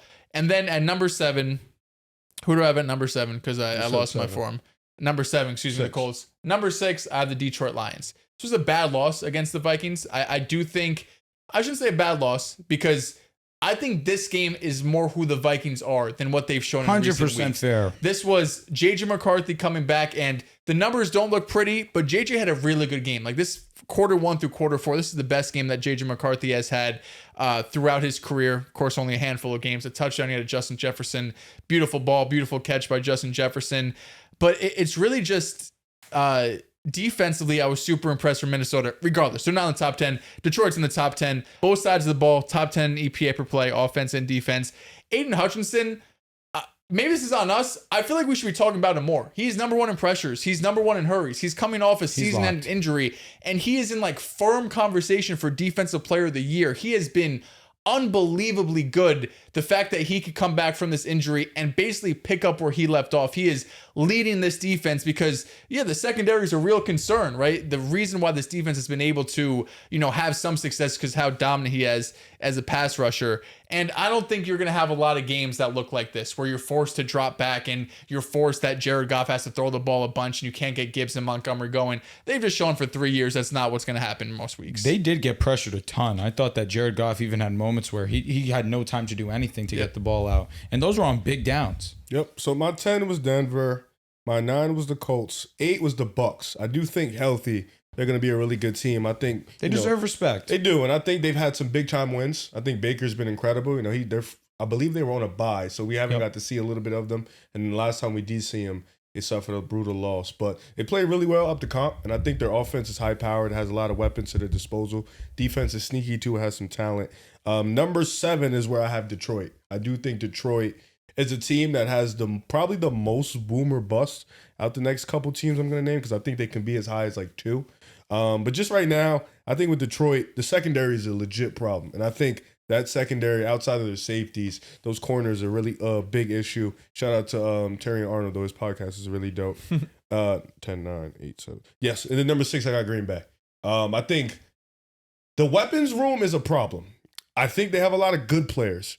they have no game changers. I think when you look at Philly, you have AJ Brown, albeit he's been complaining all year. You know, when you look at the Lions, they have Gibbs, they have Amon-Ra St. Brown. When you look at the Vikings, they have Jettas. You know, you even look at a team like the Rams, they had Puka, Devontae Adams. There is no real game changer on Green Bay outside of the quarterback, of course. And I think that's going to be an issue because you need the talent at the end of the day. But I still think they're a talented team, a high quality team that can put up some numbers and maybe make the NFC Championship game. Maybe. So I'm kind of surprised that we're all going to have this team in the top 5, but Kansas City Chiefs. that's the Seattle Seahawks at number 5. Oh, yeah. I mean, They're 5 for me. they're 5 for me as well. Yeah, the Seahawks, I feel like, are one of the most complete teams in football. Elite offense. They have an elite offense right now, offense and defense. What's interesting about them is that they play with heavy personnel, and that only rivals the San Francisco 49ers with the amount of heavy personnel package that they have. And even though their offense isn't an efficient run offense, because their offense rushing wise is as efficient as it was last year. It's terrible. Yeah, no, they have canceled out straight shotgun dropbacks for under center play action dropbacks, and it has unlocked this offense entirely. Sam Darnold, Jason is playing well. Number 4, that's where I had KC or Bills? The Buffalo Bills. Wow, I respect how much we did not take into consideration record. I mean, I don't, because I think the Buffalo Bills, if their defense can continue playing like that, I mean, this was the most they pressured Mahomes across all their 9 matchups. Amazing game by them. The secondary was awesome.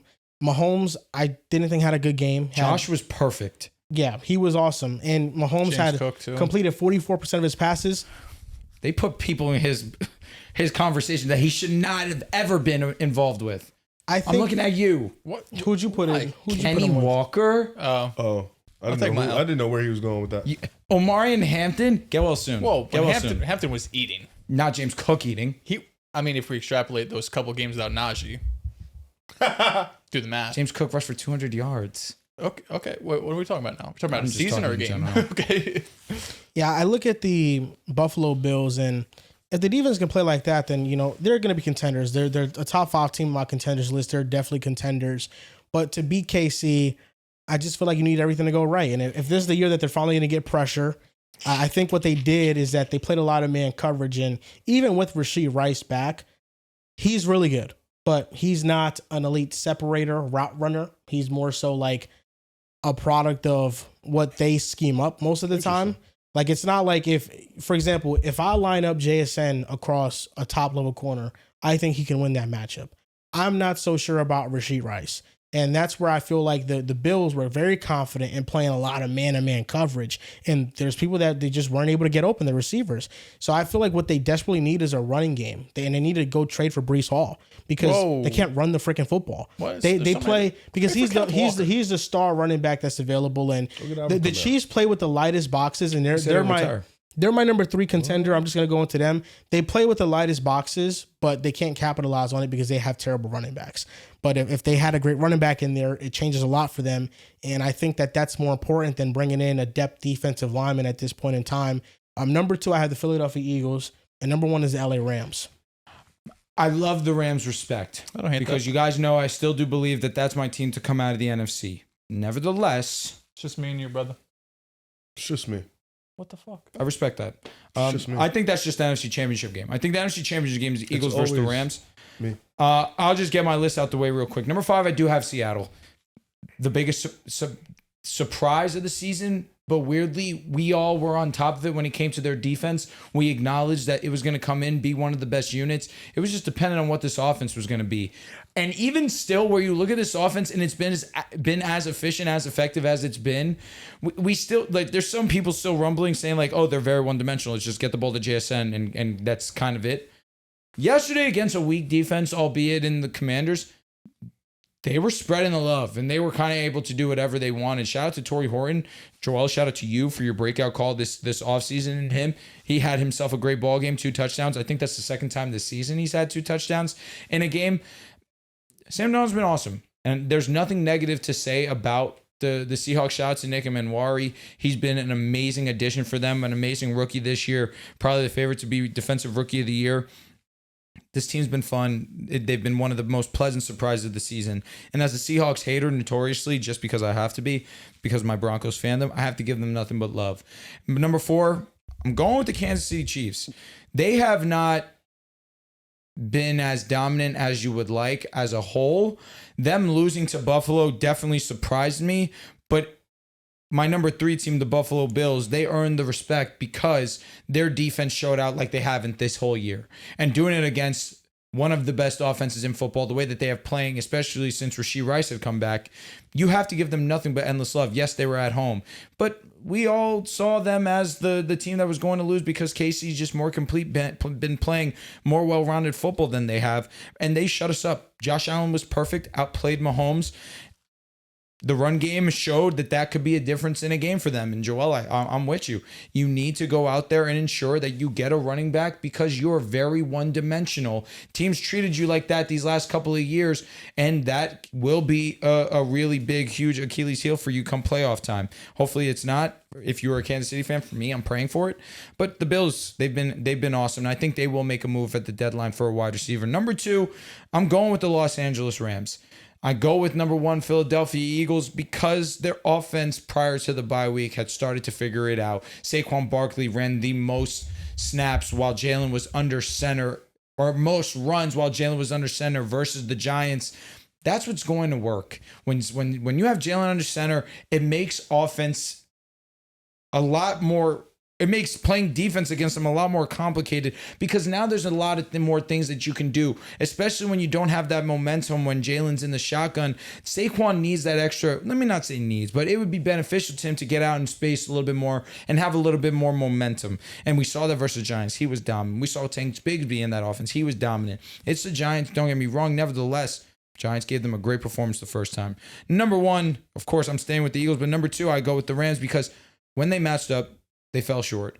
The Rams offense has been amazing, but I'm still not sure about that defense when they go up against a high-level offense. And if they go up against the Eagles come playoff time, I still do believe that offense will be good enough, but it's a matter of showing it. And right now, where we stand with the additions that the Eagles made, I have to put them at that top spot. I'll just run through my 5 because there's not too much to add on to what you guys have already said. But I have Seattle at 5, top 5 offense, top 5 defense.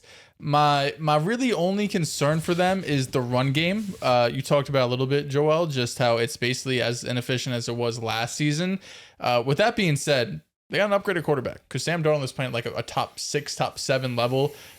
He's been one of the best deep ball passers. The connection he has with JSN is crazy. But I also think their offensive line deserves some credit because they're 11th in pass block win rate. I think you would have taken that, going away in the beginning of the season. Are you kidding me? Darnold's been pressured on just 33% of his dropbacks. It's one of the 7 best marks in the NFL. He does have one of the quicker time to throws, so he knows that this offensive line probably can't hold up forever. He gets the ball out quick, but they've been doing a good job to mitigate that because we know their offensive line has had issues. 4, I have Kansas City. 3, I have Buffalo. I think it's really a toss-up with these two teams. What they just showed this past Sunday gives Buffalo the 1-spot edge.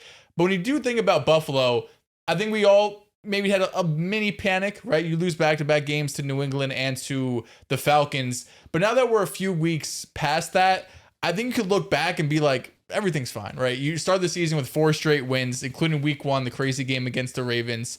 You lose to New England, but looking back on it, New England's 7-2. They look like one of the best teams in football. That's okay. Yeah, it's a division loss. It sucks, but it is what it is.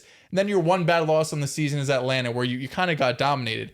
After the Atlanta game, you have back-to-back wins against the Panthers, 40-9. That's what you should do when you play the Carolina Panthers. And then this past week against the Kansas City Chiefs, just was kind that of necessary?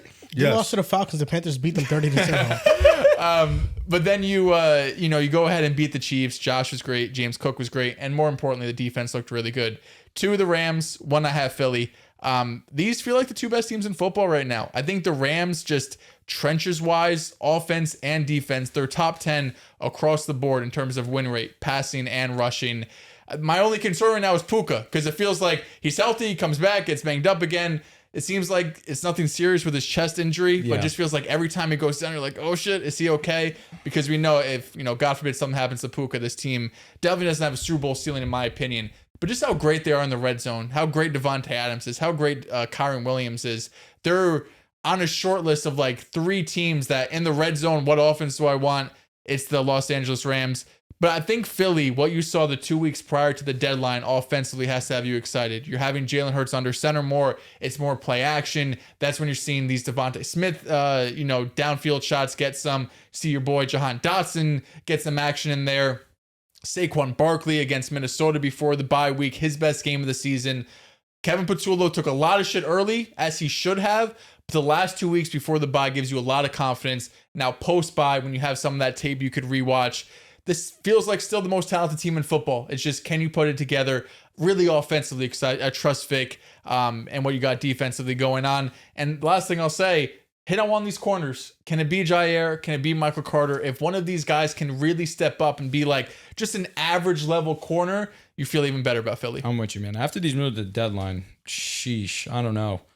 Might have to walk back that Rams take, but we'll see. Bills 5, Seattle 4, Chiefs 3, Rams 2, Eagles 1. Bills 5. Bills 5. Those are your boys. Even Just beat after KC. like the biggest win of the season for them. Yo, bro, this defense I've watched all year. They were dominant last I gotta night. see a little more. I get it. I respect that. I respect like they that. wake up for the Chiefs. Like Real. that Chiefs game was amazing. It was perfect. Best game they've had in a while. But they wake up for the Chiefs. There's something in the locker room where they course, see Chiefs of that way. They're course. like, yeah, no, like this is the game. So like that game was great. They played great. They were home, if I'm not mistaken. But you mentioned it. You said the Patriots. That was a bad loss in the sense of the way they came about it. Like they had hella turnovers and they just play like shit. Falcons was a bad loss. I want to see this defense a little bit more before I can put them a little bit higher. I think offensively, you're still gonna have your issues. You really don't have a number one. You barely have a number two. So that's still. Kincaid has been great this year. He's been I want to awesome. give him his credit. He's been awesome. He was awesome against the Chiefs, but still a wait and see. And Buffalo's schedule, it doesn't really get it too much harder. They don't have a ton of challenges, but I still want to see a little bit more in this defense before I can put them higher. Seattle is just better on both sides of the ball. The only reason I think you guys would take Buffalo over Seattle is the quarterback. As for the most part, they have JSN. They have the better defense. Offensive line, they don't have it, but it's pretty sturdy Probably like right the coach now. more, maybe. And then you like the run Depends game who of you Buffalo too. You like Yes, the for run sure, game for much sure. better, but it's really the quarterback and the run game. That's valid. I mean, that Shout out. matters, and the offensive line. I'm with you. It's valid. Like but I just think Seattle's defense is so overwhelmingly better than Buffalo's. I give them the respect and put them over. One team that we all omitted that I'm sure people are going to talk about, New England, 7-2.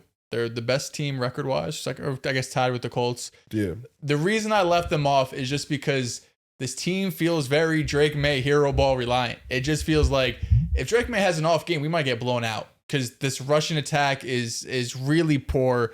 Ramondre, has been inefficient, but they're using him a lot. Trevion got some work, but still averaged like 4 carry. Wasn't like he did anything explosive. The offensive line I have some questions about. And defensively, they're able to shut down opponents' rushing attacks, but you could pass all over them. So when I look at the Patriots, I just feel like an incomplete team. Like their record's pretty. They could win the AFC East. Like they could, and they win the AFC East. Shit, they could be the number 1 seed. But I just look at this team and it just feels incomplete top to bottom. You just have May playing at an MVP level. But with that said, it just feels difficult to put them above some of these teams who are more complete. I will say, it did not hit me that all of us passed on the Patriots. We did. But I think we're all aligned in that thought. They're early. They're playing great ball. Let's not put that aside. They're 7-2. You have to play who's on your schedule. They have an impressive win against the Buffalo Bills. But at least me personally, I won't speak for everyone. I'm the level of competition hasn't moved me to the point where I think that they're ahead of the Ravens. If the Ravens and them were to play, I'd hope at least you'd keep consistent. If you think they can beat the Broncos, that I think that the Ravens can also beat the Patriots. They've been playing great. I just don't know if they're a legitimate threat. They've had the easiest schedule in the NFL thus far. And I think they were my honorable mention. It was between them and the Broncos at number 10, to be honest. And yeah, I did. You went with Bo Nix. I went with the better team, just a better all-around team. But I did think about taking the Patriots just because of the quarterback advantage. I just feel like having Drake May is a big thing. It triumphs having nothing at wide receiver, nothing in the secondary. Let me respect Christian Gonzalez. Dude's a demon. Drake London got the better of him. Fine. No, Drake London absolutely made him his son. Drake London had one of the best receiver games I've ever seen. He didn't have a top 10 receiving yards day or anything, but it felt like every catch was just ridiculous. He was dominant against one of the league's best. What time are we at right now? We're at 119. Okay, so next up, we're going to get into our midseason awards. MVP, Offensive Player of the Year, DPOY, Offensive Rookie and Defensive Rookie of the Year, Coach of the Year, and Comeback Player of the Year, and a little bit extra, Surprising Team of the Year and the Disappointing Team of the Year. Okay. So we'll start off with MVP. My MVP is Matthew Stafford to this point in the season. It's between him and Drake May, and I thought about giving it to Drake May. I just think Matthew Stafford, his yardage is right up there with him. He has 21 touchdowns to 2 interceptions. Stafford is playing at a ridiculously high level, and I feel like to complete his career, I think he needs an accolade like this to really showcase how great he's been for most of his career. So I just feel like he's playing amazing, and it's really not being talked about enough. It's something beautiful about a player when they get to such a flow state where they move and it seems subconscious. Like they're just moving and it's just straight mechanics, and it seems robotic to a certain point because they've just figured out football that well. And that looks like Matthew Stafford this season. You mentioned the touchdown ratio, 21-2, most touchdowns in the league, top 5 in yards, top 6 in QBR. The best offense in football is led by Matthew Stafford. I know, and it's me. I say every week, this team has an argument for best offense. Rams statistically are the best offense in football. They have one of the best running games. They have one of the best passing attacks. They have 2 of the best receivers in the game, and they're led by one of the best quarterbacks in the game. It's about time Matthew Stafford gets his acknowledgement, and I'm glad you're doing it, but it's true. He needs an MVP to put together his Hall of Fame case that some are trying to argue against. This is the guy's first ballot, in my opinion, and he's putting together one of the best seasons so far. And it's crazy to think, so I'll say real quick, it's crazy to think in training camp, this dude dealing with the back injury, career ending, career over. He's not going to play this year. Now he's on the best year of his career. Type shit. Go ahead. I went with narrative a little bit because Dell said something really important to me one day. I forgot what it was, but it was one of the few things he said that So actually important. mattered to me. He said that narrative is big in MVPs. It is. There it And is. I think Sam Darnold has a shot, man. So I'm like gonna go a little Darnold's- different route. I'm gonna go Sam Darnold here. Sam Darnold, It's your guy. a guy He's awesome. that we like to joke about. Lost money last year. Lost a ton of 15 money. M's. And he last might be year. making some money this year. Might make it right They're probably back. looking for an It's extension. been great for Seattle. They kind of did a QB swap. And we thought Seattle, like you mentioned before, we thought Seattle's defense would be really good. We just wanted to see how the offense would shake up, especially with that offensive line. We didn't know how good it'd be. You know, they did only have one weapon at the time. They traded DK. And this connection has been the best connection in football this year. Sam Darnold has been one of the most efficient quarterbacks this year. And I think what he's doing along with the narrative kind of got to put him at the top. You know, he's definitely in the conversation. Seattle is leading the division, if I'm not more. No, they're second in the division. But they have one of the best records in the NFC, have a couple good wins. So I'll give Sam Darnold some love here. I like that. Darnold, he was in my top 5 when we did it a couple weeks back. He has all the numbers. He has the advanced numbers. And the eye test shows you that, like, this dude is just playing at another level right now. I'm going with Drake May. I love Drake May, so I wanted to go with Drake May. Surprise. Not top 10 team, but MVP. But yeah, I mean, that's why it's so impressive, because their team isn't that good. Even still, He's cooking. They're 7-2, and Drake May right now just set the all-time record: 200 plus passing yards, 100 passer rating, 8 straight games. Beat Patrick Mahomes. Number 1 completion percentage, number 1 completion percentage over expectation, third in yards per attempt. So he is slinging that thing. 4th in EPA play, 4th in touchdown passes, 4th in yards, 5th in success rate.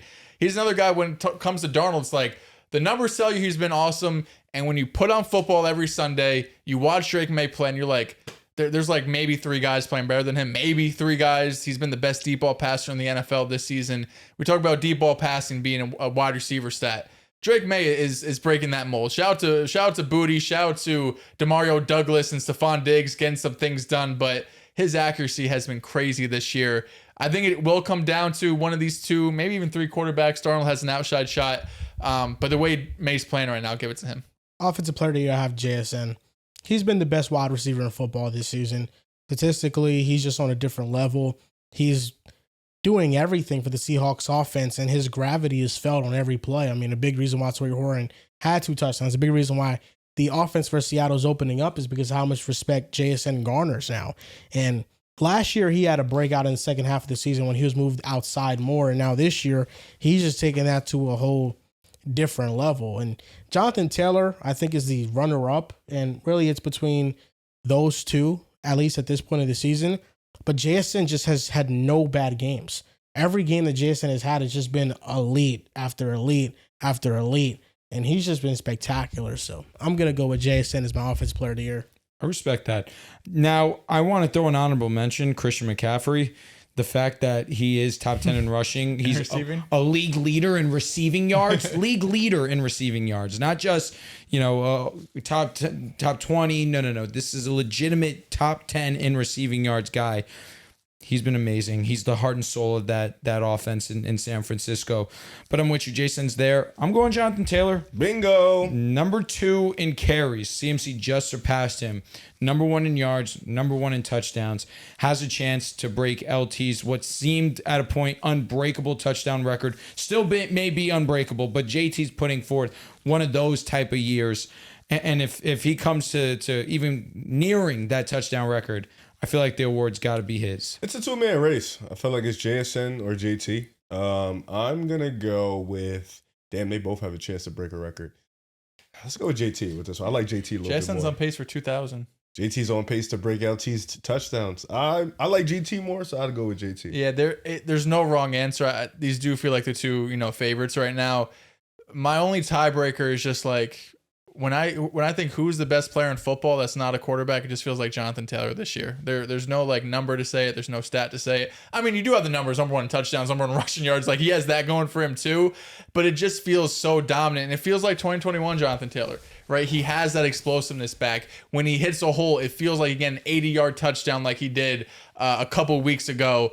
Who was that against the Cowboys? No, the Cowboys. Who was it? Tennessee. Against the Titans, where it just feels like, I think it really was the high ankle sprains that he's had these last couple of years, where he had he would miss a couple of weeks and come back, but he wouldn't be himself.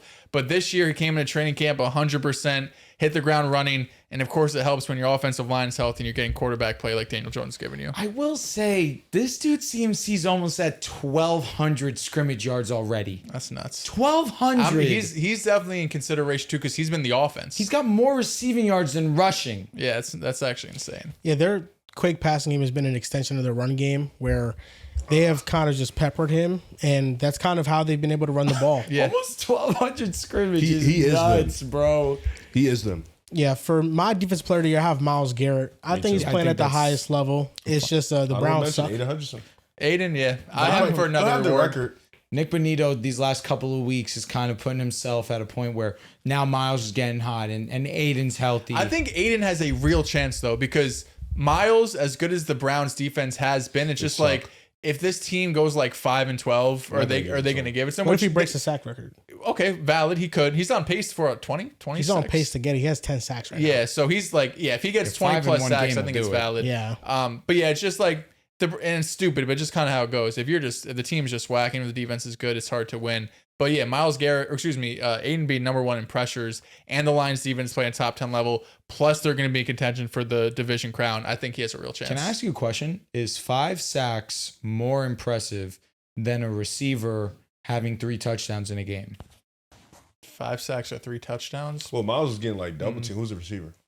Drake London just had it. Yeah. he was guarded by Christian Gonzalez. I thought Drake London's game was more impressive.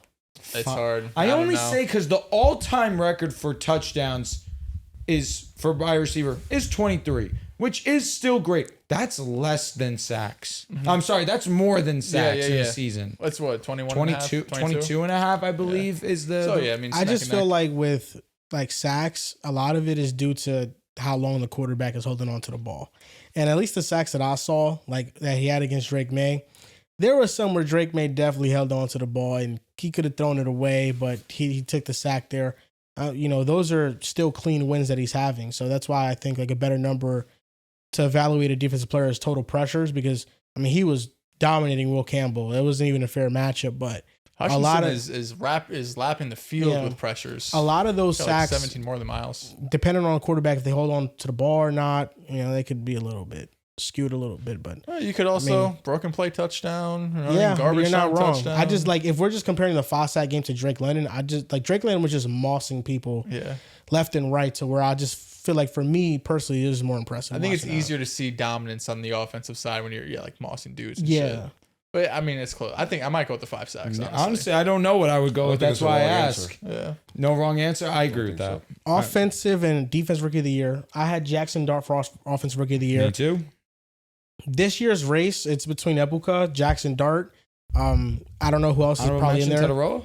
He's been kind of cooking. Tyler He's been playing Warren, well. maybe Arane Gadsden. You know, he's been playing really well. He has been. As recently, Colson Loveland's making his way into the Shout out. conversation. Let's keep Cole. You Sorry, Cole. Get are well soon, but keep him out. nasty. You are hilarious. I had to give some though. props to my boy. You are one of the Yo. funniest of all time. How's Brock Bowers, bro? He's good. Did yesterday move you? Did it remind you? I know how good he is. Oh. I don't Okay. know if you do. So if we I did know another how tight good end he rank, is. he'd still be 3. He wasn't 3. He was 3. Yeah, you Oh, I had put Kittle Kittle and over him. McBride. Well, Kittle would still be over You him, put McBride over him. and McBride, yeah, Still. he still would be. I'm sure McBride His probably first had a good healthy game. game in 2 months has 130 yards and 3 touchdowns. Kittleton's coming back. He's been okay. It's good. Purdy loves him. He Purdy, does love him. Yeah. He does love Good him. definitely a little My bit. fault, gang. But I don't think there's a wrong answer. And Appreciate that, it's just Colson Loveland was getting a lot of slander every That would week. have been a hate crime. No, he aura farmed you crazy. I love the fact that Colson Same Loveland shit, had this little type of game. I mean, if you look at 100-yard tight end receiving games, Warren 0, Loveland 1. I'm just saying, first couple of weeks, it looked like they made the wrong pick. In Dynasty, I was kicking myself because I might have made the wrong pick. But when Cole Kmet went out and they started running the offense through Loveland, it's kind of how it looked like. And Loveland has that athleticism and power. Like he pops off the screen when he's able to run with the ball. So I want them to feature him more. But yeah, I mean, Jackson Dart's been able to play well with nothing around him, essentially. So that's why I think, he's the favorite Maybe you for should offensive just, rookie of the year. Let the season play out and don't overreact to either one. To That's Colson what I'd be Loveland and trying to Tyler do. Warren. Type That's shit, what I'd be yeah. doing, Riv. Well, I did. You posted them side by side. I posted them side by side because every week it's been a graphic just pooping on Loveland. Yeah. It's been, oh man, I'm so glad the Bears let us get Warren. And then it's, all of these other tweets that were just hate towards Loveland. Somebody needed to balance out the powers a little bit and come and say, hey, listen, Don't become them. Loveland Be is better in the than them. conversation. He needs love. Because it's still early in their careers. We're not going to know their answer. But yeah, Jackson Dart's doing a lot with nothing around him. He's top 15 in EPA per play. And against the Niners, he played really well and he was dropping some darts. Yeah, But Darius Slayton reminded me why I hate him.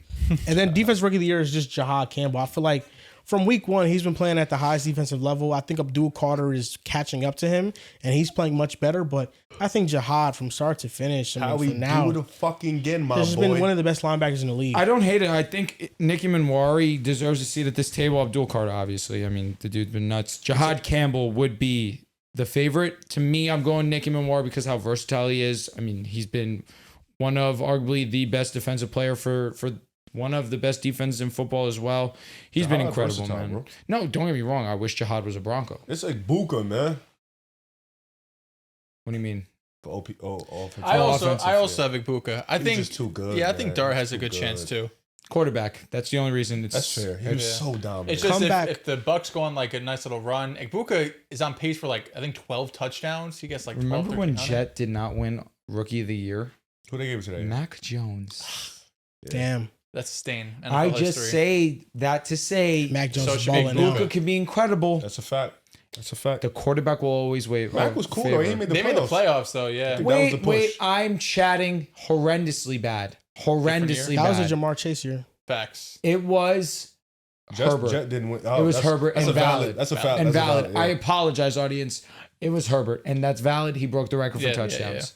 I apologize. For comeback player of the year, I mean, I had Dak, but after this game, I feel like it goes to CMC or Aiden Hutchinson now. I Yeah. didn't even write this shit down with respect. I think Comeback player of the CMC or year, Aiden. like, Comeback Player of the Year is fun. It's a fun award. I say it to say CMC. This guy's arguably Offensive Player of the Year. He is the heart and soul of the offense how for do the they San even do Francisco it? They give it to 49ers. people who are ass and comeback or Both. injured? It should be injury. See, like, why do I give you an award because you were ass and now you're good? Think about how hard it is to be good in the NFL. You overcame being horrendous and you are good again. So that who, matters. Who are the ass players that's won it that are good now? Flacco. won. Flacco? Okay. Oh, good now. Oh, good Baker, now, yeah. Baker Mayfield, did he win it? I'm He's curious. the top pick. Did Baker win it? No. I usually is given to the dude that had the injury, dude. Right. Yeah, because like DeMar Hamlin. The like, dudes that be ass usually be top picks that are ass, and then they come back and they're like, "All right, you're finally what you thought you were supposed to be." Yeah, comeback player of the year is usually given to a player that had an injury. It should be for sure. Like, give it to the injury guy. Or There the are old very like Joe Flacco seldom cases. Burrow, like, Flacco, Gino. Burrow won it twice. Alex Smith, Tannehill, Luck, Keenan, Jordy, Eric Berry. Sound Like like Tannehill dogs. Well, Eric got Berry it. had cancer, He did, Yeah. yeah. so that's valid. What's MIP? Most most improved? improved player? That's award in the NFL. Nope. Maybe back in the day. NBA. Oh, I'm on Baker's. That must be some like football magazine award. But it says 2018 PFWA Rookie of the Year. Baker was Rookie of the Year, correct? PFF is that like a PF PFF? Shanks. Pro Football Writers. Yeah, is that something different? So it says MIP. Never heard of it Click in it. my life. Yeah, no, we don't know that award. Coach of the year, I had Mike Vrabel. I think Shane Steichen has a great argument for it as well. I just went with Vrabel because I feel like the Colts, even though the expectations for them were low this year, every year, regardless if it's been Richardson or Gardner Minshew, they've always been an 8 or 9 win team. And the roster has always been there. And Daniel Jones being a good quarterback has definitely elevated them.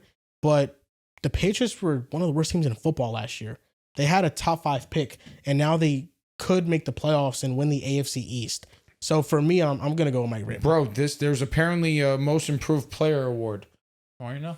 Who won it last Can year? you guys guess the last? Let's go 5 winners. Sam Darnold? Sam Darnold won it last year. I Figured. just told you 2023, so let's go one more year. So till 2019.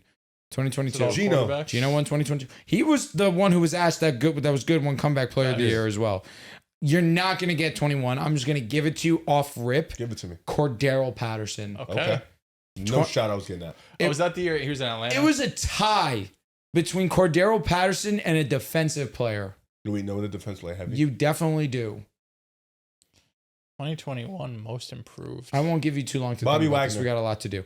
What the fuck, Riv? Sorry, bro. It's Trayvon Diggs. Okay. 2020, gettable as hell. Offense or defense? Offense. Insanely gettable. 2020 most improved. Probably a quarterback. Good guess. Great guess. Awesome guess. Let me Right. tell Yeah. you. A year early. He won it in 2019. I know. I can't get this one, bro. Joel, you got it. That far. Jordan Love. No. What the hell? What the hell? I'll be honest, Riv, you should get it, but that's a giveaway. Brock Purdy. No. It can't be You're a fake fan. Kirk Cousins. No. Quarterback. You're a Can't fake be fan. Josh. Josh was dog shit at one point in time, pal. So He he would won have it. made it He known won they it in gave this shit to 2020. him, though. Yes. This award, I'll be honest, Yeah. never heard this in my life. I know. Yeah, that's what I'm saying, like, I They would've- have winners all the way to 2000. I would have known if he won it. It would have been big news. It must not be like an official one because they don't like do it at the shows and you This can't shit- like bet on yeah. it. and It's shit. official enough for me to have seen it Oh, on shit, Baker wow. Mayfield's pro football. That's interesting. Well, Yep, well, I'll We'll add that I'll to stop the talking stand. I wonder about if they even get like an award for that. Yeah, I like don't him know. himself. Like the Like, I wonder if Nickelodeon Baker award? Mayfield To be deserves- honest, those are aware some of that. deserving winners, though. Like, I they agree. definitely did. I feel like we would have known if he won MIP. It's always if been we're being weird that real- the NBA has and the NFL doesn't. Let's you be know what I mean? real. Most improved clears comeback player. Like, Yeah, that's I like a most way. improved. I More. like it way better. Now, coach of the year, I had Mike Vrabel. You guys have Shane Steichen Shane. or Shane somebody? Steichen deserve. I like Mike Vrabel, but we've already kind of poo-pooed on the Patriots enough. I won't do it anymore. The Colts just came out of nowhere. Legitimately came out of nowhere. There was some hype around the Patriots. Obviously, you thought they sure. would make the playoffs. You loved them coming into the season. There was some love. There was zero for the Colts. I think if you would have said preseason, what's more likely, like the Patriots make the playoffs or the Colts, most people would have taken the Patriots. You saw the schedule. You knew Drake May, top 3 pick.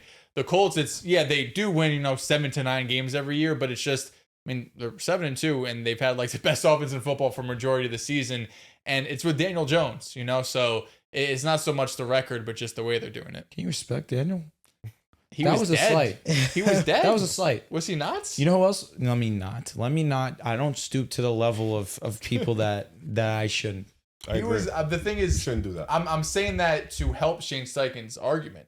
Because I understand that, and I don't like that. The NFL said Daniel Jones, saying we're his good. quarterback No, we don't want the you. Giants said that, and they're a piss poor organization. Let's not act like there was a bidding war for Daniel Jones this offseason. Well, a lot of teams made Well, he took mistakes. your quarterback spot. Ooh. I was gonna say like the Jets would be on their hands and knees for Daniel Jones. Probably wouldn't be great on the Jets. Not many are. Probably better than Justin Fields, probably. I mean, That's not hard. Well, just Fields hasn't thrown an interception this year.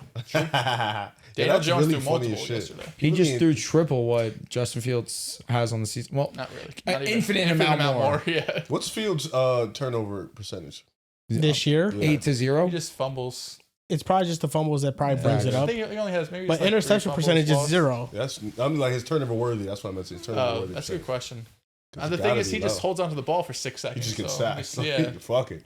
I'd rather get sacked. Big than game throw this week his against the Browns, man. Big game. pick. Who? Jets. Oh, dude, it's over. What the fuck? Coming Get off a bye. Get the number 1 pick. Oh, Yeah. wouldn't hurt to win a game. You want to get ready. You know? No. You don't need to win The anymore. thing is, like, after this Browns game, I don't know. We have the Browns and the Dolphins in like week 16. After that, I don't know if we're winning others. I don't know if we're winning those too. It's just like the winnable Damn, ones. bro. Like, you have to stop hurting yourself. No, never. Yo, I feel. I mean, he has Drake May now to root for. I really don't feel bad, but I feel bad. You shouldn't feel bad. What do you think is worse? I don't feel bad for you as a man. You think you choose this? what's worse, being an Not OKC fan It's boring. but being a Luka fan, or That's being like Brindley. Shout out to Brindley. That's why he's mentioning being that. a Jets fan and being a Drake Brindley? May fan? Brindley You met him is at the party last yep. night or on this Friday. You went to the one party? Yeah, Yeah. he was there. Oh, He you was didn't go to sitting on house. the couch. No text.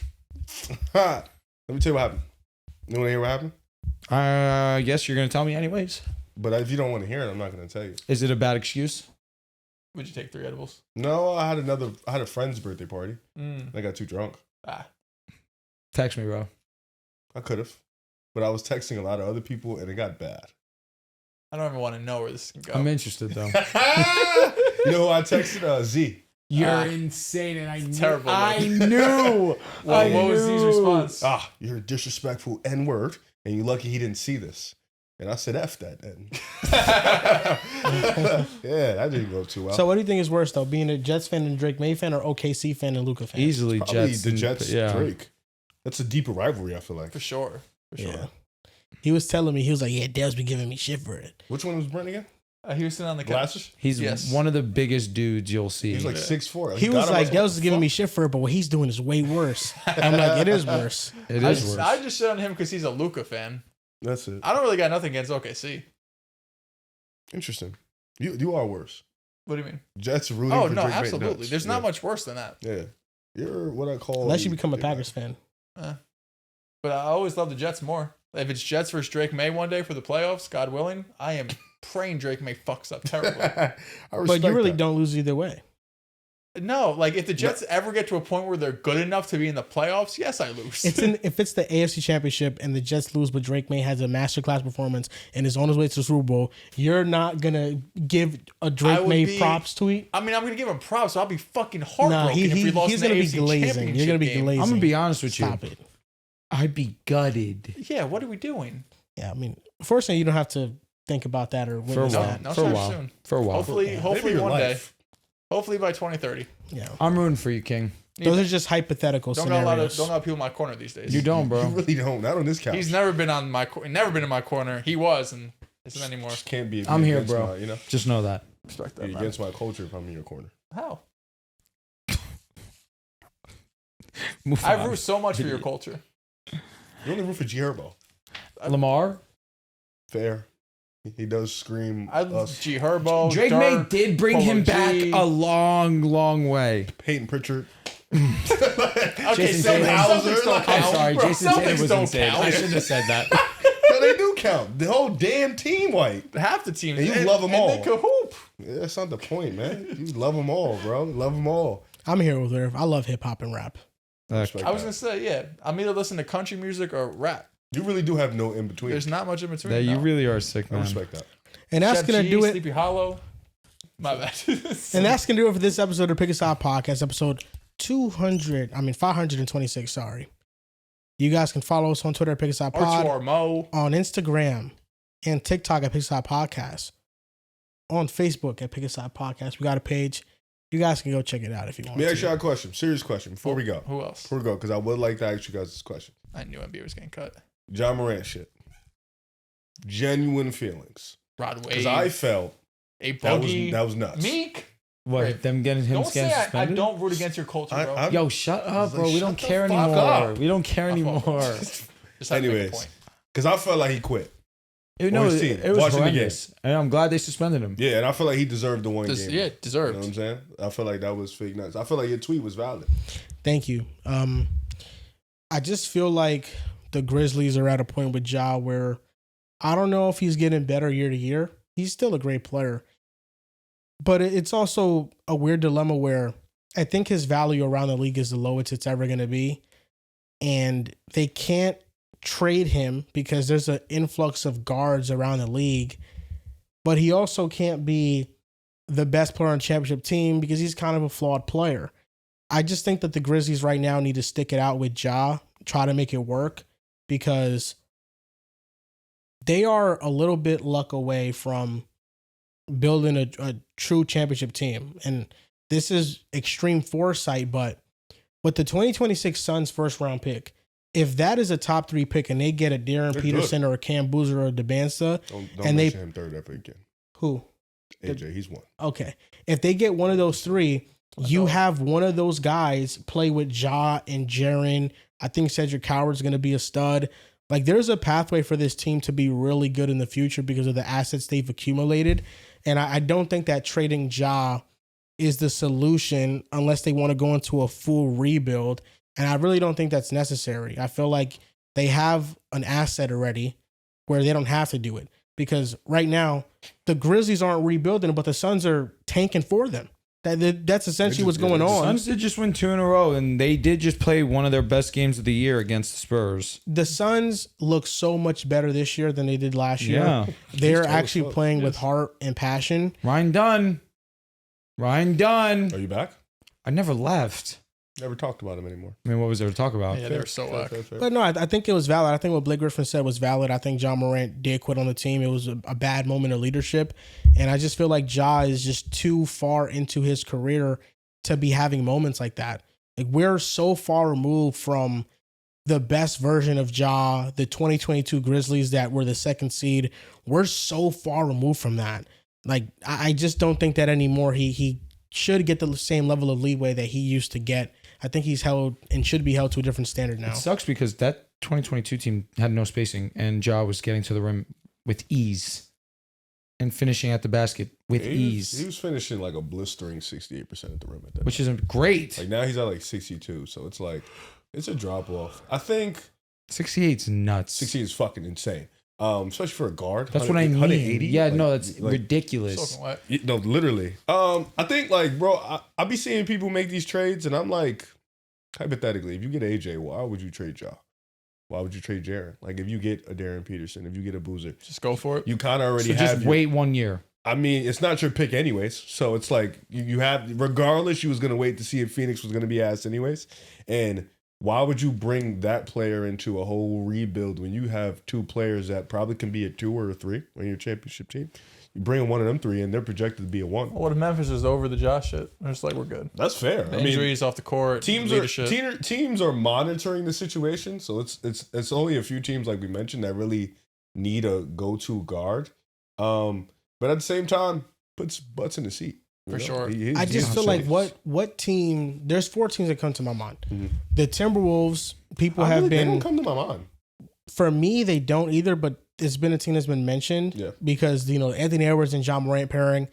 Like, I don't know if I'd trade Julius Randle for Ja Morant. Julius been available. hooping this The year. way Randall's playing right now, Yeah, that's he fair. complements Edwards so well. Like, and that's who they have to trade to make the contracts work. That's valid. For the Phoenix Suns, Feels lateral, yeah. I don't think there's any trade on the table for the Suns. I think Ja Morant on the Suns would be really good, by the way, because they need talent. Yeah. But they would have to trade Jalen Green, and I don't think the Grizzlies want Jalen Green. They That's shouldn't. the thing. And in order to match the salaries, Sorry, my bad, bro. that's what they would have to do. They would have to trade Jalen Green, and I don't think the Grizzlies want him, especially if they're all in on Cedric Howard being, their starting 2 guard for the future. They should. So then it's really 2 teams. It's the Atlanta Hawks, who Trae Young has not signed an extension yet, and it'd just be a swap. It'd be Trae to Memphis, which I kind of like a lot. I like Trae in Memphis more than, ironically enough, John Memphis because of the playmaking aspect. That's the pretty much playmaking it. isn't their problem.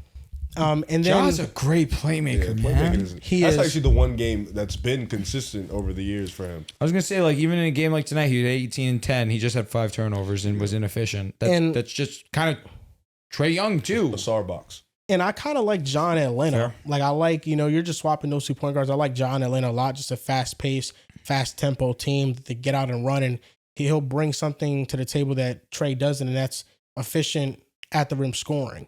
I feel like that's something that's lacking in Trey's game. But I think the realistic option is just the Miami Heat. Tyler Hero, Larson going to Memphis, and then Ja going to Miami. That would have to be the trade package.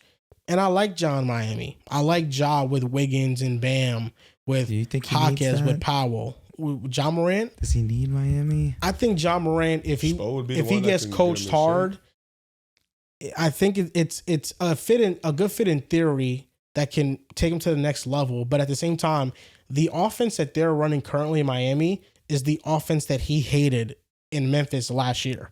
So I don't know if he'd want to go to Miami and then play in a system where there's not ball screens, there's a lot of cuts, there's off-ball movement. That's the best way you can maximize him. Exactly. Like I don't know if he'd be willing to do that and if that's a fit. But from like a culture perspective, I do think that Miami is in the realm right now where they need to take a swing on a very talented player to get them over the hump.